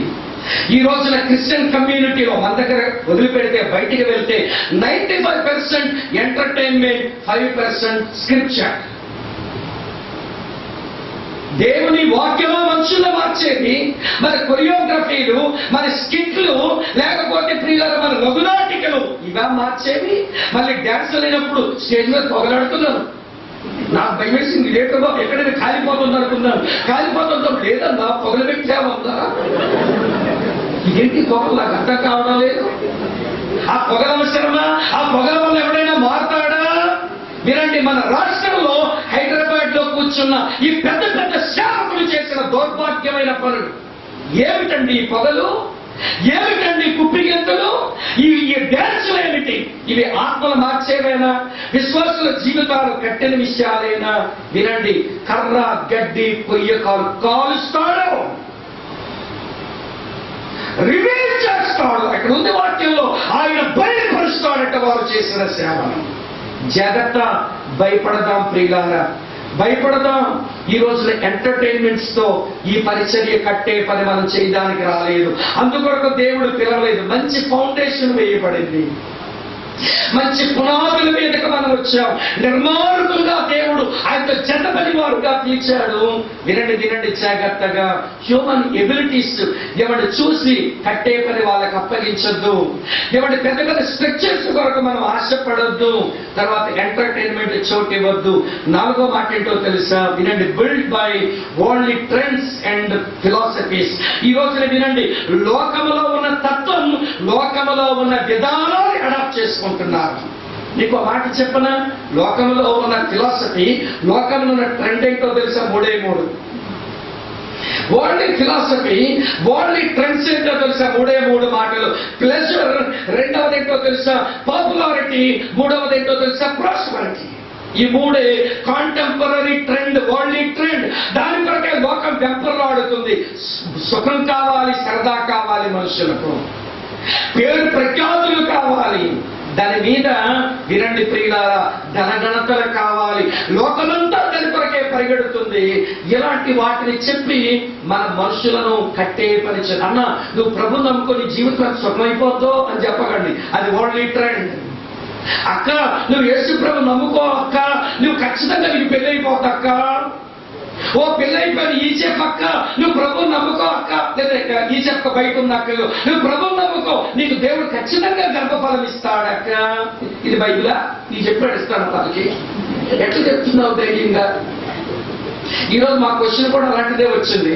అన్న దానికి ఆన్సర్ చేశాడు. మనమే డిప్రెషన్ లోకి వెళ్తే డిప్రెషన్ ఉండే వాళ్ళు శాంతిస్తాడని ఎట్లా చెప్పానంటే, అన్న పలే రివర్స్ ఆన్సర్ చేసి నీకెందుకు డిప్రెషన్ వచ్చింది అన్న. వాడికి డిప్రెషన్ ఉన్నాడికి ఎలా చెప్పాలో ముందు, అసలు నీకెందుకు డిప్రెషన్ వచ్చింది? నువ్వే డిప్రెషన్ లో ఉండి, డిప్రెషన్ లో ఉండేవాడిని నువ్వు ప్రభు దగ్గర తీసుకుని రాగలవు. ఈ రోజు నేను ప్రభు చెప్పలేదు, నేను ధనగణతలు ఇస్తానని లేదు, పేరు ప్రఖ్యాతలు ఇస్తానని లేదు, నన్ను నమ్మితే సుఖాలు వస్తాయని లేదు, నన్ను నమ్మితే శ్రమ. ఇది ఆయన మాట. యోహాను సువార్త 16వ అధ్యాయం 33వ వచనంలో ప్రభు స్పష్టంగా చెప్పాడు, నన్ను నమ్మితే లోకం వెంపర్లాడిన అవి మీకు వస్తాయని చెప్పడం లేదు. ఏమన్నాడు చూడండి, యోహాను సువార్త 16వ అధ్యాయం చివరి వచనం 33వ వచనం ఇలా ఉంది ప్రియులారా. చివరి వచనం యోహాను సువార్త 16వ అధ్యాయం నేను 33వ వచనం ఇలా చదువుతున్నాను చూడండి ప్రియులారా. ఇలా ఉంది, నా యందు మీకు సమాధానము కలుగునట్లు ఈ మాటలు మీతో చెప్పుచున్నాను. లోకములో మీకు శ్రమ కలుగును, అయినను ధైర్యము తెచ్చుకొనుడి, నేను లోకములో మీకు శ్రమ కలుగును. దేవుడి లోకములో మీకు అవమానం వచ్చును, లోకములో మీకు భయంకరమైన దోషణ కలుగును, లోకము చేత మీరు తృణీకరించబడతారు. లోకం ఏమంటుందో తెలుసిన? వినండి ప్రియులారా, లోకము దేని కొరకు పరిగెత్తుతుందో తెలుసా? సుఖభోగాల కొరకు, ధనగణతల కొరకు, పేరు ప్రఖ్యాతుల కొరకు. ఇవి చెప్పకపోతే వీళ్ళు మన దగ్గరకు రారు అని వింటున్నారా లేదా మీరు? అవి చెప్పకపోతే వీళ్ళు రారు అని మన మసిపూసి మారకాయ చేసి, యేసు ప్రభు నమ్ముకో, దేవుడు నీకు ఉద్యోగం ఇస్తాడు, యేసు ప్రభు నమ్ముకో, నువ్వు కాలేజీ ఫస్ట్ వస్తావు, నువ్వు యేసు ప్రభు నమ్ముకో అన్న ఇల్లు కడతావు, నువ్వు యేసు ప్రభు నమ్ముకో నీకు పిల్ల ఉంది, నువ్వు యేసు ప్రభు నమ్ముకో నీకు పిల్ల పుట్టుద్ది. దీని కొరకు యేసు ప్రభు వచ్చింది. అప్పుడప్పుడు నా దగ్గర కొంతమంది వస్తుంటారు, ప్రార్థన చేయండి అని. భలే బాధేస్తుంది. దేనికమ్మా ప్రార్థన చేయాలంటే ఒక అమ్మ అంటుంది, ముఖ్యముడు కావుతుంది బ్రదర్ అని. ఈ ముఖ్యముడికి నేను ప్రార్థన చేయాలని. జలుబు మందేసుకోకపోయినా ఒక 5 రోజులు ఉంటుంది, ఉండని రాదు. నీ లోపల ఇన్ఫెక్షన్ అంతా ముఖచీవుడికి వచ్చేస్తున్నది కదా, సంతోషించడం అనేసి ముఖ్యముడు వస్తుంది బ్రదర్ ప్రార్థన చేయండి. మరొకడు వచ్చాడు, ఏంటి బ్రదర్ అంటే ప్రార్థన చేయండి బ్రదర్ అన్నాడు. ఏ ప్రార్థన ఎందుకు చేయాలి మీకంటే ముళ్ళు గుచ్చుకుంది బ్రదర్. ముక్కు సీవుడి పోయింది ప్రార్థన, ముళ్ళు గుచ్చుకుంది ప్రార్థన. ఇది లోకంలో ఉండే వాళ్ళ తత్వం. ఈ లోకం యొక్క ట్రెండ్ని ఎరిగిన మన వాళ్ళు ఆ ట్రెండ్ మీద దేవుని పని కడదామని, మీకు ధనగణతలు వస్తాయి, పేరు ప్రఖ్యాతలు వస్తాయని చెప్పి బాడు చేస్తున్నారు జీవనగల దేవుని పరిచర్య. చెల్లి తమ్ముడు జాగ్రత్త వినండి, ఇది గడ్డి, ఇది కర్ర, ఇది కొయ్యకాలు. వేయబడిన పునాది మీద మనం నిర్మించవలసింది వీటితో కాదు. సరే, ఇది రాంగ్ మెటీరియల్, ఇది టెంపరల్ మెటీరియల్, ఇది అగ్లీ మెటీరియల్, ఇది చీప్ మెటీరియల్, ఇది ఎక్కడైనా దొరికే మెటీరియల్, అది మీతో అవైలబుల్ మెటీరియల్. కానీ మరో మాట పౌలు అన్నాడు, ఏమన్నాడో తెలుసిన వినండి. ఆయన అన్నమాట, build with material that have lasting values. విలువలు ఎప్పుడు ఉండే మెటీరియల్ తో కట్టండి. ఏంటా మెటీరియల్? బంగారము, చెప్పండి, వెండి, తర్వాత ఏంటంట గెలగల. దాన్ని ఇలా ఇంటర్ప్రెట్ చేయడం సరిపోతుందేమో అనుకుంటున్నాను. బంగారము, వెండి, గెలగల రాదు. దేంతో కట్టాలి? క్రీస్తే పునాది అయిన ఈ పరిచర్యకు అనేక మంది సేవకులను వాడుకొని సరైన నాటే పని చేసిన ఈ గొప్ప దేవుని పరిచర్యలో వినండి స్నేహితులారా, ఏమిటా బంగారం అంటే వర్డ్ ఆఫ్ గాడ్, దేవుని వాక్యముతో కడదాం. దేవుని వాక్యముతో కడదాం. స్క్రిప్చర్. వినండి ప్రియులారా, రోమపత్రిక 10:17 ప్రకారం వినుట వల్ల విశ్వాసం కలుగుతుంది. ఇది మీకు బాగా తెలుసు. 1 యోహాను పత్రిక 2వ అధ్యాయం మీరు ఆ 14-15 వచనాలు చూస్తే, యవనస్తులారా మీరు బలవంతులు, మీరు దుష్టులు జయించి ఉన్నారు, దేవుని వాక్యం మీలో నిలిచి ఉంది అంటే సాతానుని జయిస్తారు. 119వ కీర్తన 164వ చరణంలో ఉంటుంది, నీ ధర్మశాస్త్రం ప్రేమించే వారికి ఎంతో నెమ్మది కలదు, వారు తూలి తొట్టిలుటకు కారణమేమి. Stable life. విశ్వాసంలోనికి ఒక వ్యక్తి రావాలనంటే, వింటున్నారు లేదా మీరు? ఏమండి, ఆ వ్యక్తి నిజంగా తన జీవితంలో సాధారణ జయించాలనంటే, ఆ వ్యక్తి స్థిరపడాలనంటే అతను కట్టబడాల్సింది దేవుని వాక్యంతో. గోల్డ్, ఆ విలువైన బంగారంతో కట్టు. దావీదు కూడా దేవుని వాక్యాన్ని బంగారముతోనే పోల్చాడు. ఆయన దేవుని వాక్యం ఎలా అడుగుతారు మీకు చెప్పండి జాగ్రత్తగా. 2000 ఇలా చెప్తాను. అపొస్తలుల కార్యాలు 2వ అధ్యాయంలో 3000 మంది ఏమి విని ఏమి చూసి మారారు చెప్పండి. స్పష్టంగా ఉందండి బైబిల్లో ఆ మాట, చాలా స్పష్టంగా ఉంది ఆ మాట. చదువునా మీ గురించి? అపొస్తలుల కార్యాలు 2వ అధ్యాయం నేను చదువుతున్నాను చూడండి, 41వ వచనం. కాబట్టి అతని వాక్యము అంగీకరించిన వారు, చెప్పండి, బాప్తిస్మం పొందిరి. ఆ దినములు ఇంచుమించు 3000 మంది. అమ్మా, ఏం చెప్పబడితే వారు మారారు? వాక్యం. ఒక పేజీ తిప్పండి. అపొస్తలుల కార్యాలు 4వ అధ్యాయం 4వ వచనం. వాక్యము వినిన వారిలో అనేకులు నమ్మిరి, వారిలో పురుషుల సంఖ్య ఇంచుమించు, చెప్పండి, 5. ఏమి విని వారు మారారట? దేవుని వాక్యం. అందుకే సాతానుడు ఈ పేతురు యోహానులు ఎక్కడికి పోయినా వాక్యం చెప్తున్నారని ఆ శాస్త్రుడు పరిచర్యలను సైతాన్ని పట్టుకొని ఏది ఆపిద్దామనుకున్నాడో తెలుసా? వాక్యం చెప్పకుండా చేద్దామనుకున్నాడు. చూడండి కిందని 4వ అధ్యాయం 18వ వచనంలో, 4వ అధ్యాయం 18వ వచనంలో, అప్పుడు వారిని పిలిపించి, మీరు యేసు నామమును బట్టి ఎంత మాత్రము మాట్లాడకూడదు, బోధించకూడదని వారికి ఆజ్ఞాపించారు. మీరు వాక్యం బోధించకూడదు, యేసు నామాన్ని ప్రకటించకూడదు. అంటే సాతానికి బాగా తెలుసు వాక్యం వింటే మనుషులు మారిపోతారని, వాక్యం వింటే వాడిని జయిస్తారని, వాక్యం వింటే వారు స్థిరపడిపోతారని దుష్టునికి చాలా బాగా తెలుసు. మనకు తెలియకపోవడం అది చాలా దురదృష్టకరం. క్రీస్తే మనకు పునాదిగా ఉండగా ఆ పునాది పని ప్రియులారా ఈ పరిచర్యలో కూడా గొప్ప సేవకుల చేత వారి సమర్పణ త్యాగాలు కన్నీరుతో గొప్ప పునాది వేయగా దాని మీద మనం బంగారంతో ఈ పరిచర్యను మనం కడదాం. ఇక్కడ ఉన్నారా మీరంతా? మరి వెండి సంగతి ఏమిటి? వెండికి బోల్డెన్ ఇంటర్ప్రిటేషన్స్ ఉన్నాయి. నాకు అర్థమవుతున్న ఎర్మెటికల్ ప్రిన్సిపల్ ప్రకారం ఎందుకు చెప్పామో ఇప్పుడు వివరించే దానికి సమయం లేదు, కానీ దానికి సులువుగా అర్థమని చెప్తాను. ప్రేయర్తో కడదాం, ప్రార్థనతో. అదే వెండి. ప్రార్థనతో కడదాం. వాక్యముతో కట్టే దేవుని గృహము అది కాలినా నిలుస్తుంది. వినండి జాగ్రత్తగా. ప్రార్థనతో కట్టిన దేవుని గృహము అది కాలినా నిలుస్తుంది. ఈ రోజున ప్రార్థన దానికి ప్రాధాన్యత ఇవ్వటం అది మనం నేర్చుకోవలసిన అవసరత ఉంది. వినండి ప్రియులారా, మీకు అర్థమైన చెప్తాను. ఒక మంచి ఫెలోషిప్ కి ఎక్స్టర్నల్ ప్రాబ్లమ్స్ ఉంటాయి, ఇంటర్నల్ ప్రాబ్లమ్స్ కూడా ఉంటాయి. బయట నుంచి సమస్యలు వస్తాయి, లోపల అంతర్గత సమస్యలు కూడా వస్తాయి. ఈవెన్ ఈ ఫెలోషిప్ లో కూడా అంతే. ఇది చర్చలకే కాదు, మన ఫెలోషిప్ అయినా అంతే. మనకి ఎక్స్టర్నల్ ప్రాబ్లమ్స్ వస్తాయి, ఇంటర్నల్ ప్రాబ్లమ్స్ వస్తాయి. ఎక్స్టర్నల్ ప్రాబ్లం వస్తే ఏం చేయాలి, ఇంటర్నల్ ప్రాబ్లం వస్తే ఏం చేయాలో మనకు వాక్యం నేర్పిస్తున్నది. ఆ రోజున యేసునామం ప్రకటించకూడదు, యేసు వాక్యం బోధించకూడదని ఎక్స్టర్నల్ ప్రాబ్లం వస్తే ఆ రోజున విశ్వాసులు ఏం చేశారో చూడండి. అదే అపొస్తలుల కార్యాలు 4:24. వారు విని, పెద్దలంతా వాక్యం చెప్పొద్దంటున్నారు, యేసునామం ప్రకటించొద్దంటున్నారు అని యోహాను వినండి ప్రియులారా, పేతురు వచ్చి చెప్పగానే 24వ వచనంలో వారు ఏం చేశారు? వారు విని ఏక మనస్సుతో బిగ్గరగా, ఏక మనస్సుతో దేవునికి ఇట్లు బిగ్గరగా, చెప్పండి, ఎక్స్టర్నల్ ప్రాబ్లమ్స్ వస్తే ఏం చేశారో తెలుసా? ప్రార్థన చేస్తున్నారు. వినండి వినండి వినండి. ఫెలోషిప్స్ కి ఇంటర్నల్ గా కూడా ప్రాబ్లమ్స్ వస్తాయి, అంతర్గత సమస్యలు వస్తాయి. అప్పుడేం చేయాలి? ఇదే ఎర్లీ చర్చ్ లో ఒక రివైవల్ ఉన్న రోజుల్లో ఇంటర్నల్ ప్రాబ్లమ్స్ వచ్చాయి. చూడండి, అపొస్తలుల కార్యాలు 6వ అధ్యాయం 1వ వచనంలో చూస్తాం. ఆ దినములలో శిష్యుల సంఖ్య విస్తరించుచున్నప్పుడు అనుదిన పరిచర్యలో తమలో విధవరాండ్రులు చిన్నచూపు చూచారని ఎబ్రీల మీద గ్రీకు భాష మాట్లాడు యూదులు సనగసాగిరి అని ఉంది. మెంబర్షిప్ పెరిగితే మర్మరిక్స్ పెరుగుతాయి. మీకు అర్థమైందో లేదో? మన సంఖ్యాపరంగా పెరిగితే సొలుగులు మొదలవుతాయి. ఇవి సర్వసాధారణంగా ఉంటుంది. నేను ఏ సొలుగులు ఉండకూడదు అనుకుంటే మన జీవంతో సావాసం చేస్తున్నట్లు కాదు, మనం చచ్చిపోయామని లెక్క. సొలుగులు వస్తాయి, మర్మరింగ్స్ వస్తాయి. వినండి, ఇప్పుడు ఇంత మంచి రివైవల్ స్టేట్ లో ఉన్న ఈ ఎర్లీ చర్చ్ లోనే, అంత మంచి దైవజనుల పర్యవేక్షణలోనే సలుగులు వచ్చాయి. ఇక్కడ మాట చెప్తాను, ఈ ప్రాబ్లంకి ఎవరి కారణం చెప్పండి? ఇక్కడ ఉన్నారా లేదా? నాకు అనుమానం వస్తే ఈ ప్రాబ్లంకి ఎవరి కారణం? అసలు చదివిన వాక్యం మీరు పట్టుకోలేదా? మీరు ఏముంది?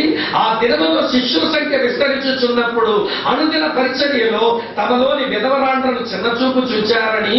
అంటే విధవరాండ్రు స్త్రీల వలన ప్రాబ్లం వచ్చింది. అమ్మ వింటున్నారా ఈ మాట?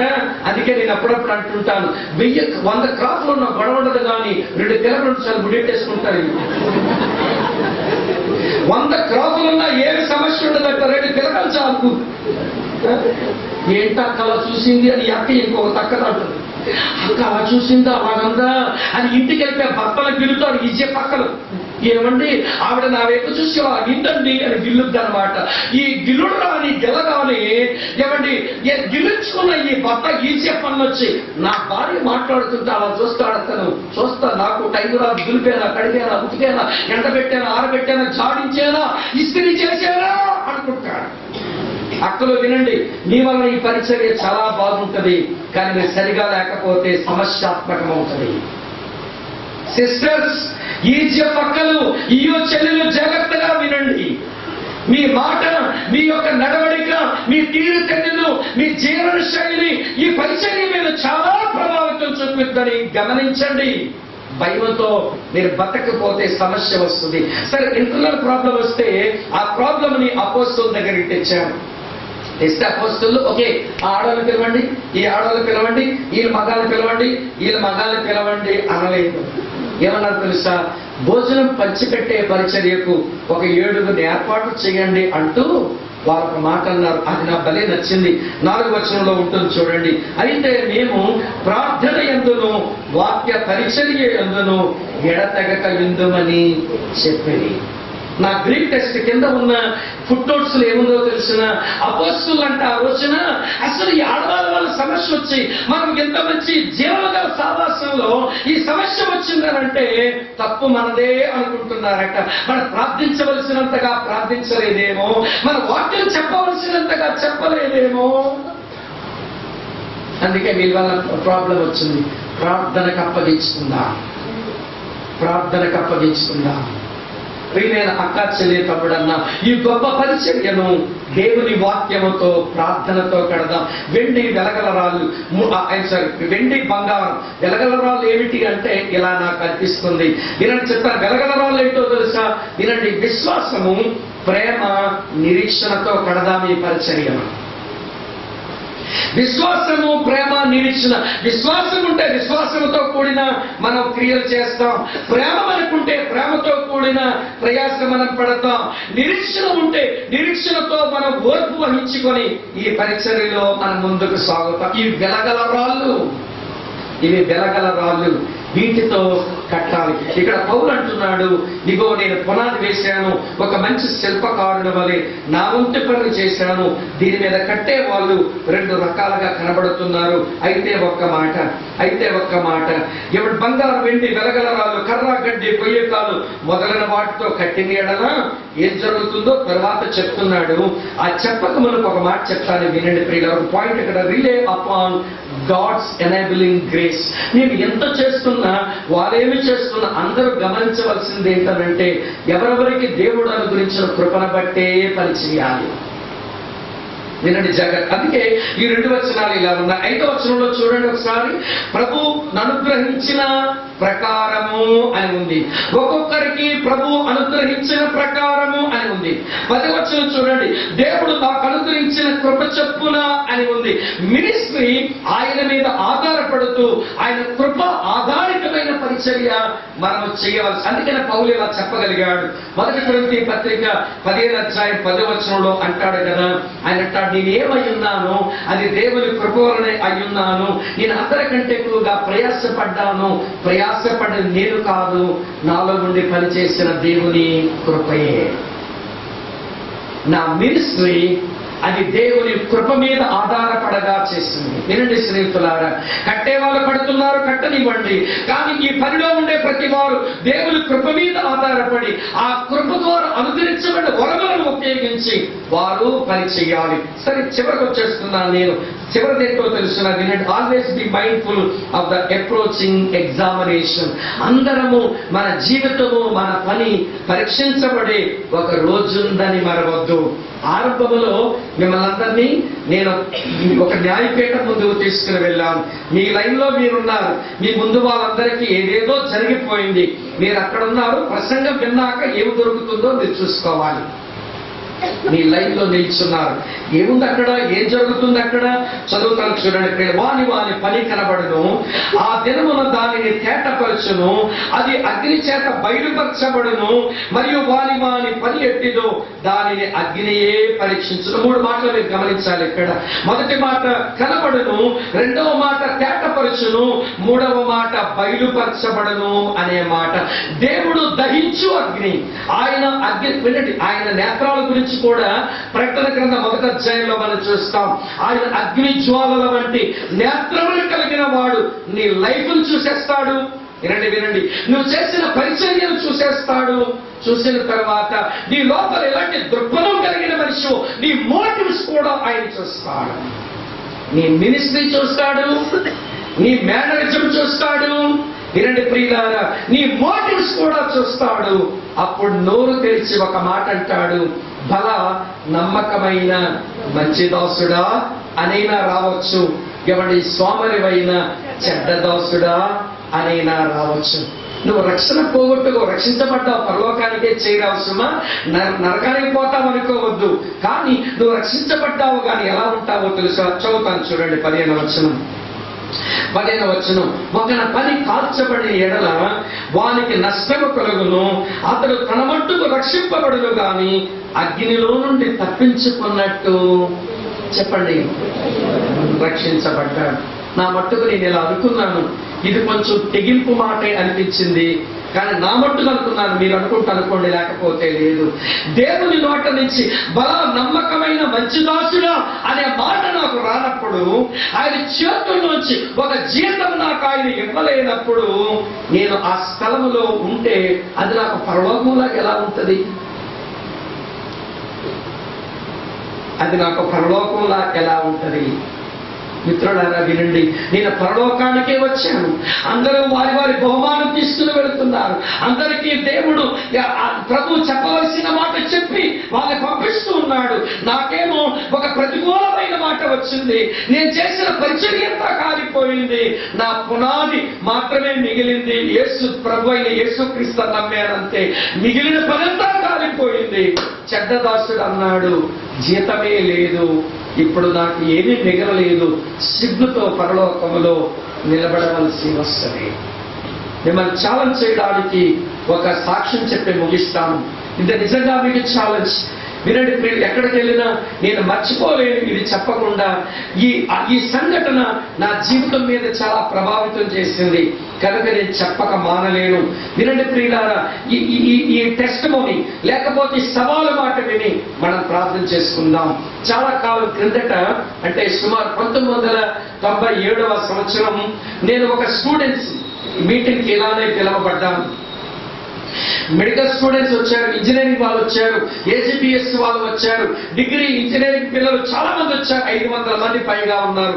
ఇలాంటి హాలిడేస్ లో జరుగుతున్న ఒక కాన్ఫరెన్స్ దేవుని వాక్యం చెప్తున్నాను. దేవుని వాక్యం చెప్తుంటే ఒక పెద్ద ఆయన వచ్చాడు. ఆయన పేరు దశరథరావు. ఆయన ప్రొఫెసర్ గా పనిచేస్తున్నాడు అగ్రికల్చరల్ కాలేజీలో, ఏజీ కాలేజీలో ప్రొఫెసర్. ఆయన పేరు దశరథరావు అంట. అప్పుడే పరిచయం చేసుకున్నారు. ఆయన పెద్ద ఆయన వచ్చి, బాబు స్వామి ఒకసారి మా ఇంటికి వచ్చి ప్రార్థన చేస్తావా అన్నాడు. అంకుల్ నాకు రావడానికి అభ్యంతరం లేదు, కానీ నన్ను ఎవరు పిలిచారో వాళ్ళ పర్మిషన్ లేకుండా ఎవరి ఇల్లు విజిట్ చేయను, నేను ఎటు తిరగను అని అనుకున్నానండి. నేను సేవకు వచ్చినప్పుడు మీరు అడగండి ఒకసారి పెద్దవాళ్ళని, వాళ్ళు పంపిస్తే వస్తానన్నాను. ఆయన వచ్చి ప్రోగ్రామ్ కోఆర్డినేట్ చేస్తున్న పెద్ద ఆయన అడిగారు, స్వామిని మా ఇంటికి పంపించండి అని.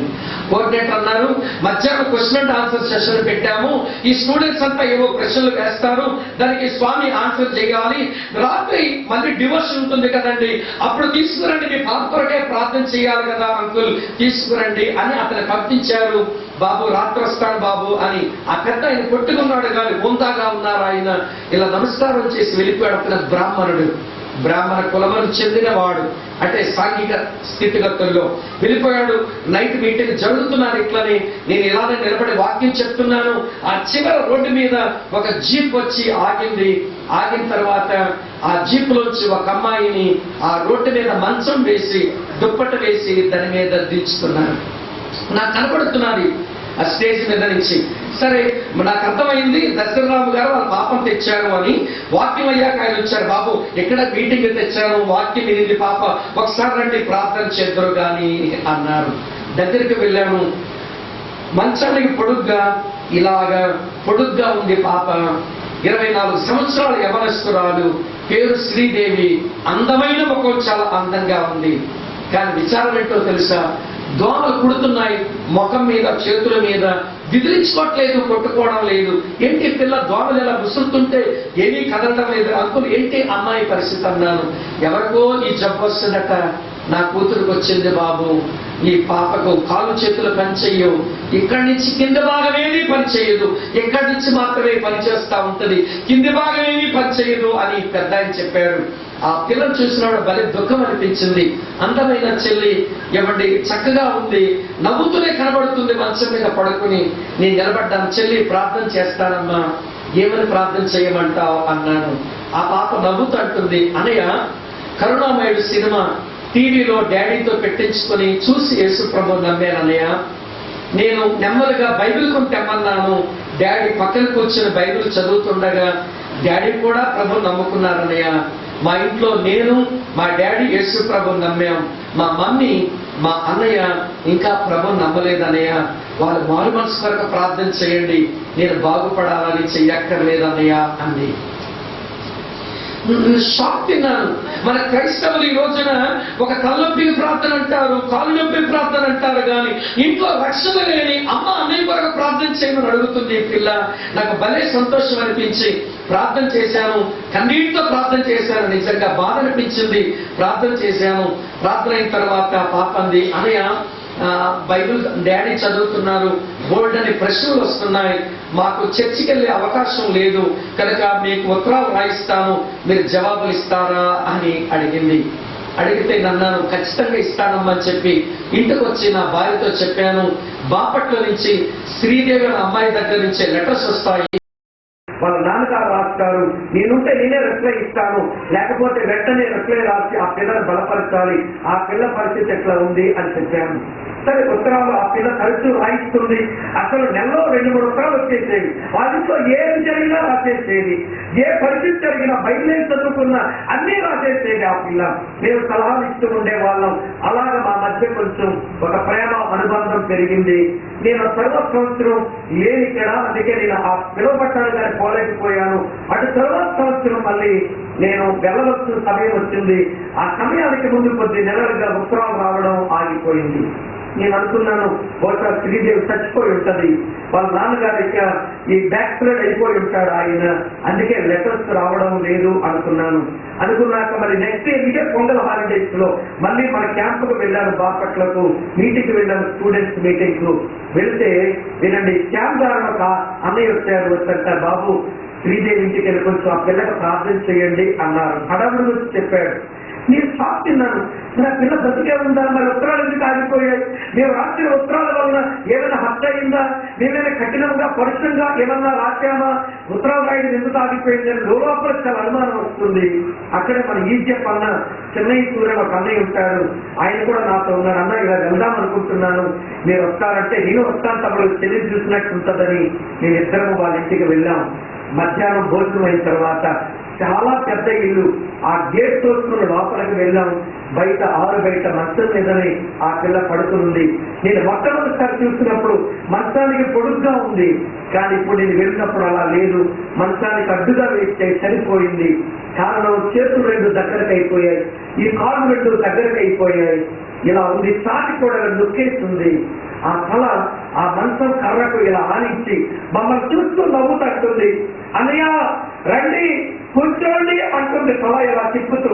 నాకు అర్థమైంది మాట్లాడుకోవడం ఈ పిల్ల కష్టంగా ఉంది అని చెప్పి కుర్చీ దగ్గరకు లాక్కుని ఏ మాట చెబితే ఈ పిల్లను బలపరచగలను, బైబిల్లో ఏ వాక్యమైన ప్రభు అని మనసులో ప్రార్థన చేసుకుంటూనే వాక్యాలు చదువుకుంటున్నాను మనసులో. ఆ పాప నోరు తెలుస్తుంది, అన్నయ్య మన దేవుడు ఎంత మంచివాడు కదా అంది. ఎందుకమ్మా చెల్లి అలా అంటున్నావు అన్నాను.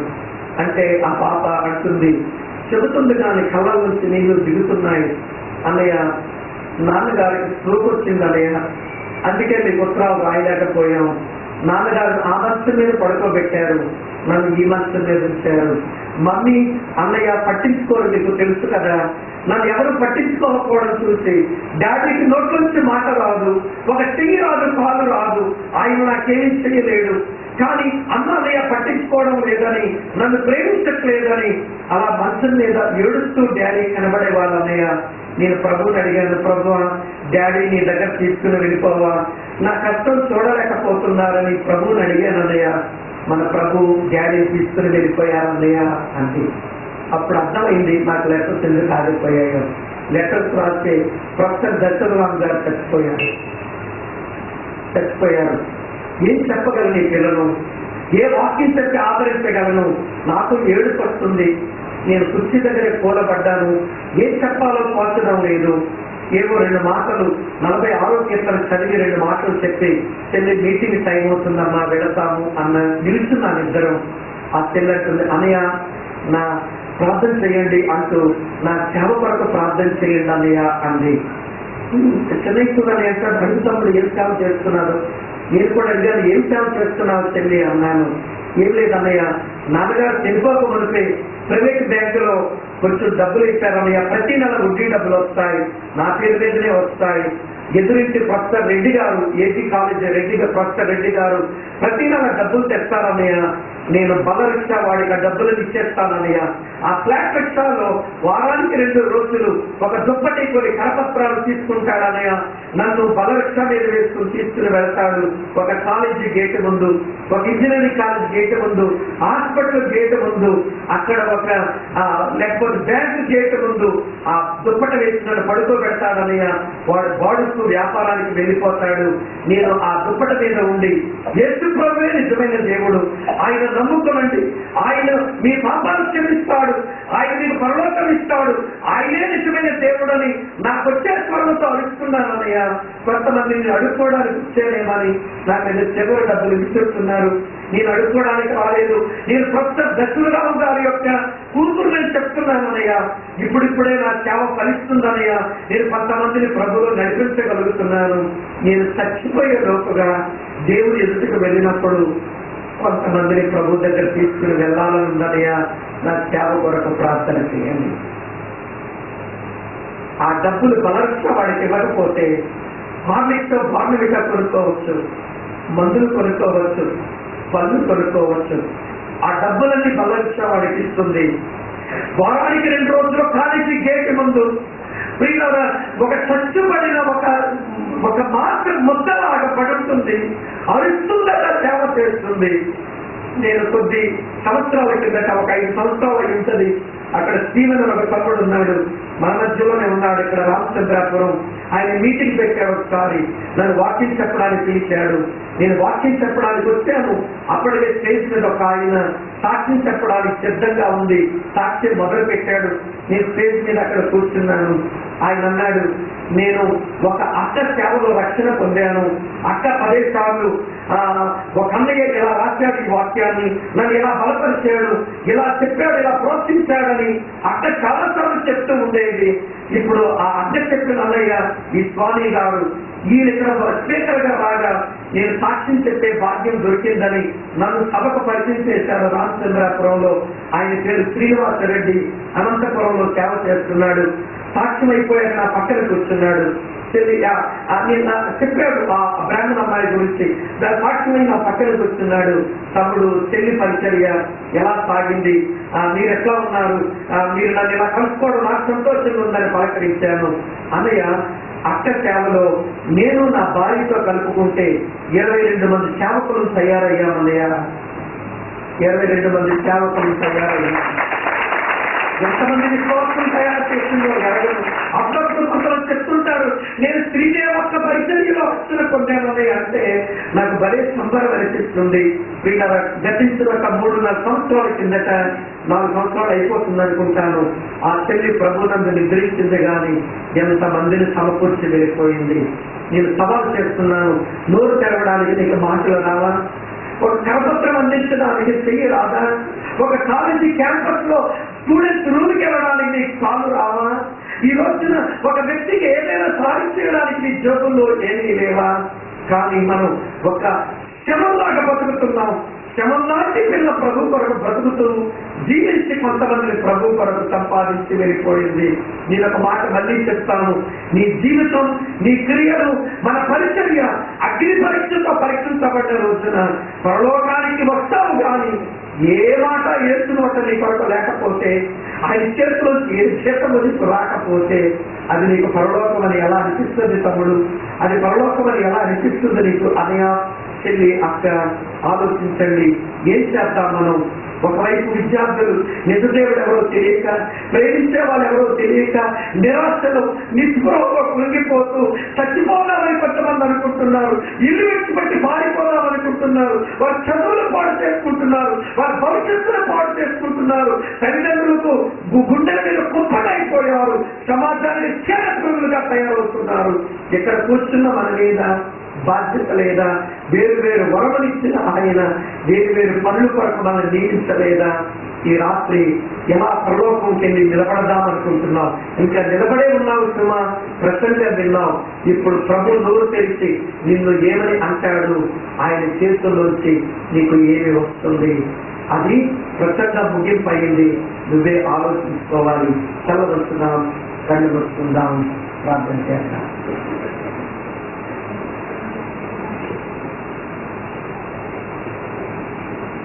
ఇది చాలా ప్రశస్తమైన సమయం చేయగల ప్రభు మనందరితో స్పష్టంగా మాట్లాడుతున్నాడు. మన జీవితం అయిపోతుంది, ప్రభు అక్కడ సమీపిస్తుంది. మనం చేయవలసింది ఏదో కబడి చేయాలి. ఒక దైవజనుడు ఒక అన్న నా గురించి ఇలా అన్నాడు, స్వామికి త్వరగా చచ్చిపోతానని భయం, అందుకే పరిగెత్తి సేవ చేస్తున్నాడు. నేను కొంతకాలం బతుకుతాననేదో నాకు విశ్వాసం ఉంది, అందుకే నేను నిదానంగా పనిచేస్తున్నాను అన్నాడు. ఇలా ప్రభు నన్ను కలుసుకున్న నాటి కొంచెం దేవుని మాటలు సాక్ష్యం చెప్పగలిగిన స్థాయి వచ్చిన రోజు నుంచి పరిగెత్తుతూనే ఉన్నాను. ఇంకా పరిగెత్తాలనే ఉంది. ఆ చెల్లి శ్రీదేవి ఇచ్చిన సాక్ష్యం తన జీవితం నా మీద చెరగని ముద్ర వేసింది. కాలు చేతులు చచ్చుబడి తండ్రిని పోగొట్టుకొని, అమ్మ ప్రేమించదు, అమ్మగా ఏమీ చేయడు, ఏది చేసినా ఏదో మాటలు ఏదో చేస్తాను, తట్టుకోలేక కుమిలిపోతుంది. కానీ వారానికి 2 రోజులు సువార్త పరిచర్యకు వెళ్ళి సంతోషపడుతుంది, దేవుని సేవలోనే ఆనందిస్తుంది, కొంతమందిని ప్రభు కొరకు సిద్ధం చేస్తుంది. అక్క, చెల్లి, తమ్ముడు, అన్న, నీ మాట ఏంటి? నువ్వు తోటలో పనివాడవైతే, నువ్వు గృహం నిర్మించడంలో శిల్పకారుడితో జత పనివాడవైతే దేంతో కడదాం? బంగారము వెండి వెలగలరాత, కర్ర గడ్డి కొయ్య కాలాల. కాలిపోతుందా నీ జీవితం? కాలిపోతుందా నీ పని? దేవుని సముఖంలో కాలిపోతాయా నీ వృక్షాలు? లేక నిలుస్తాయా?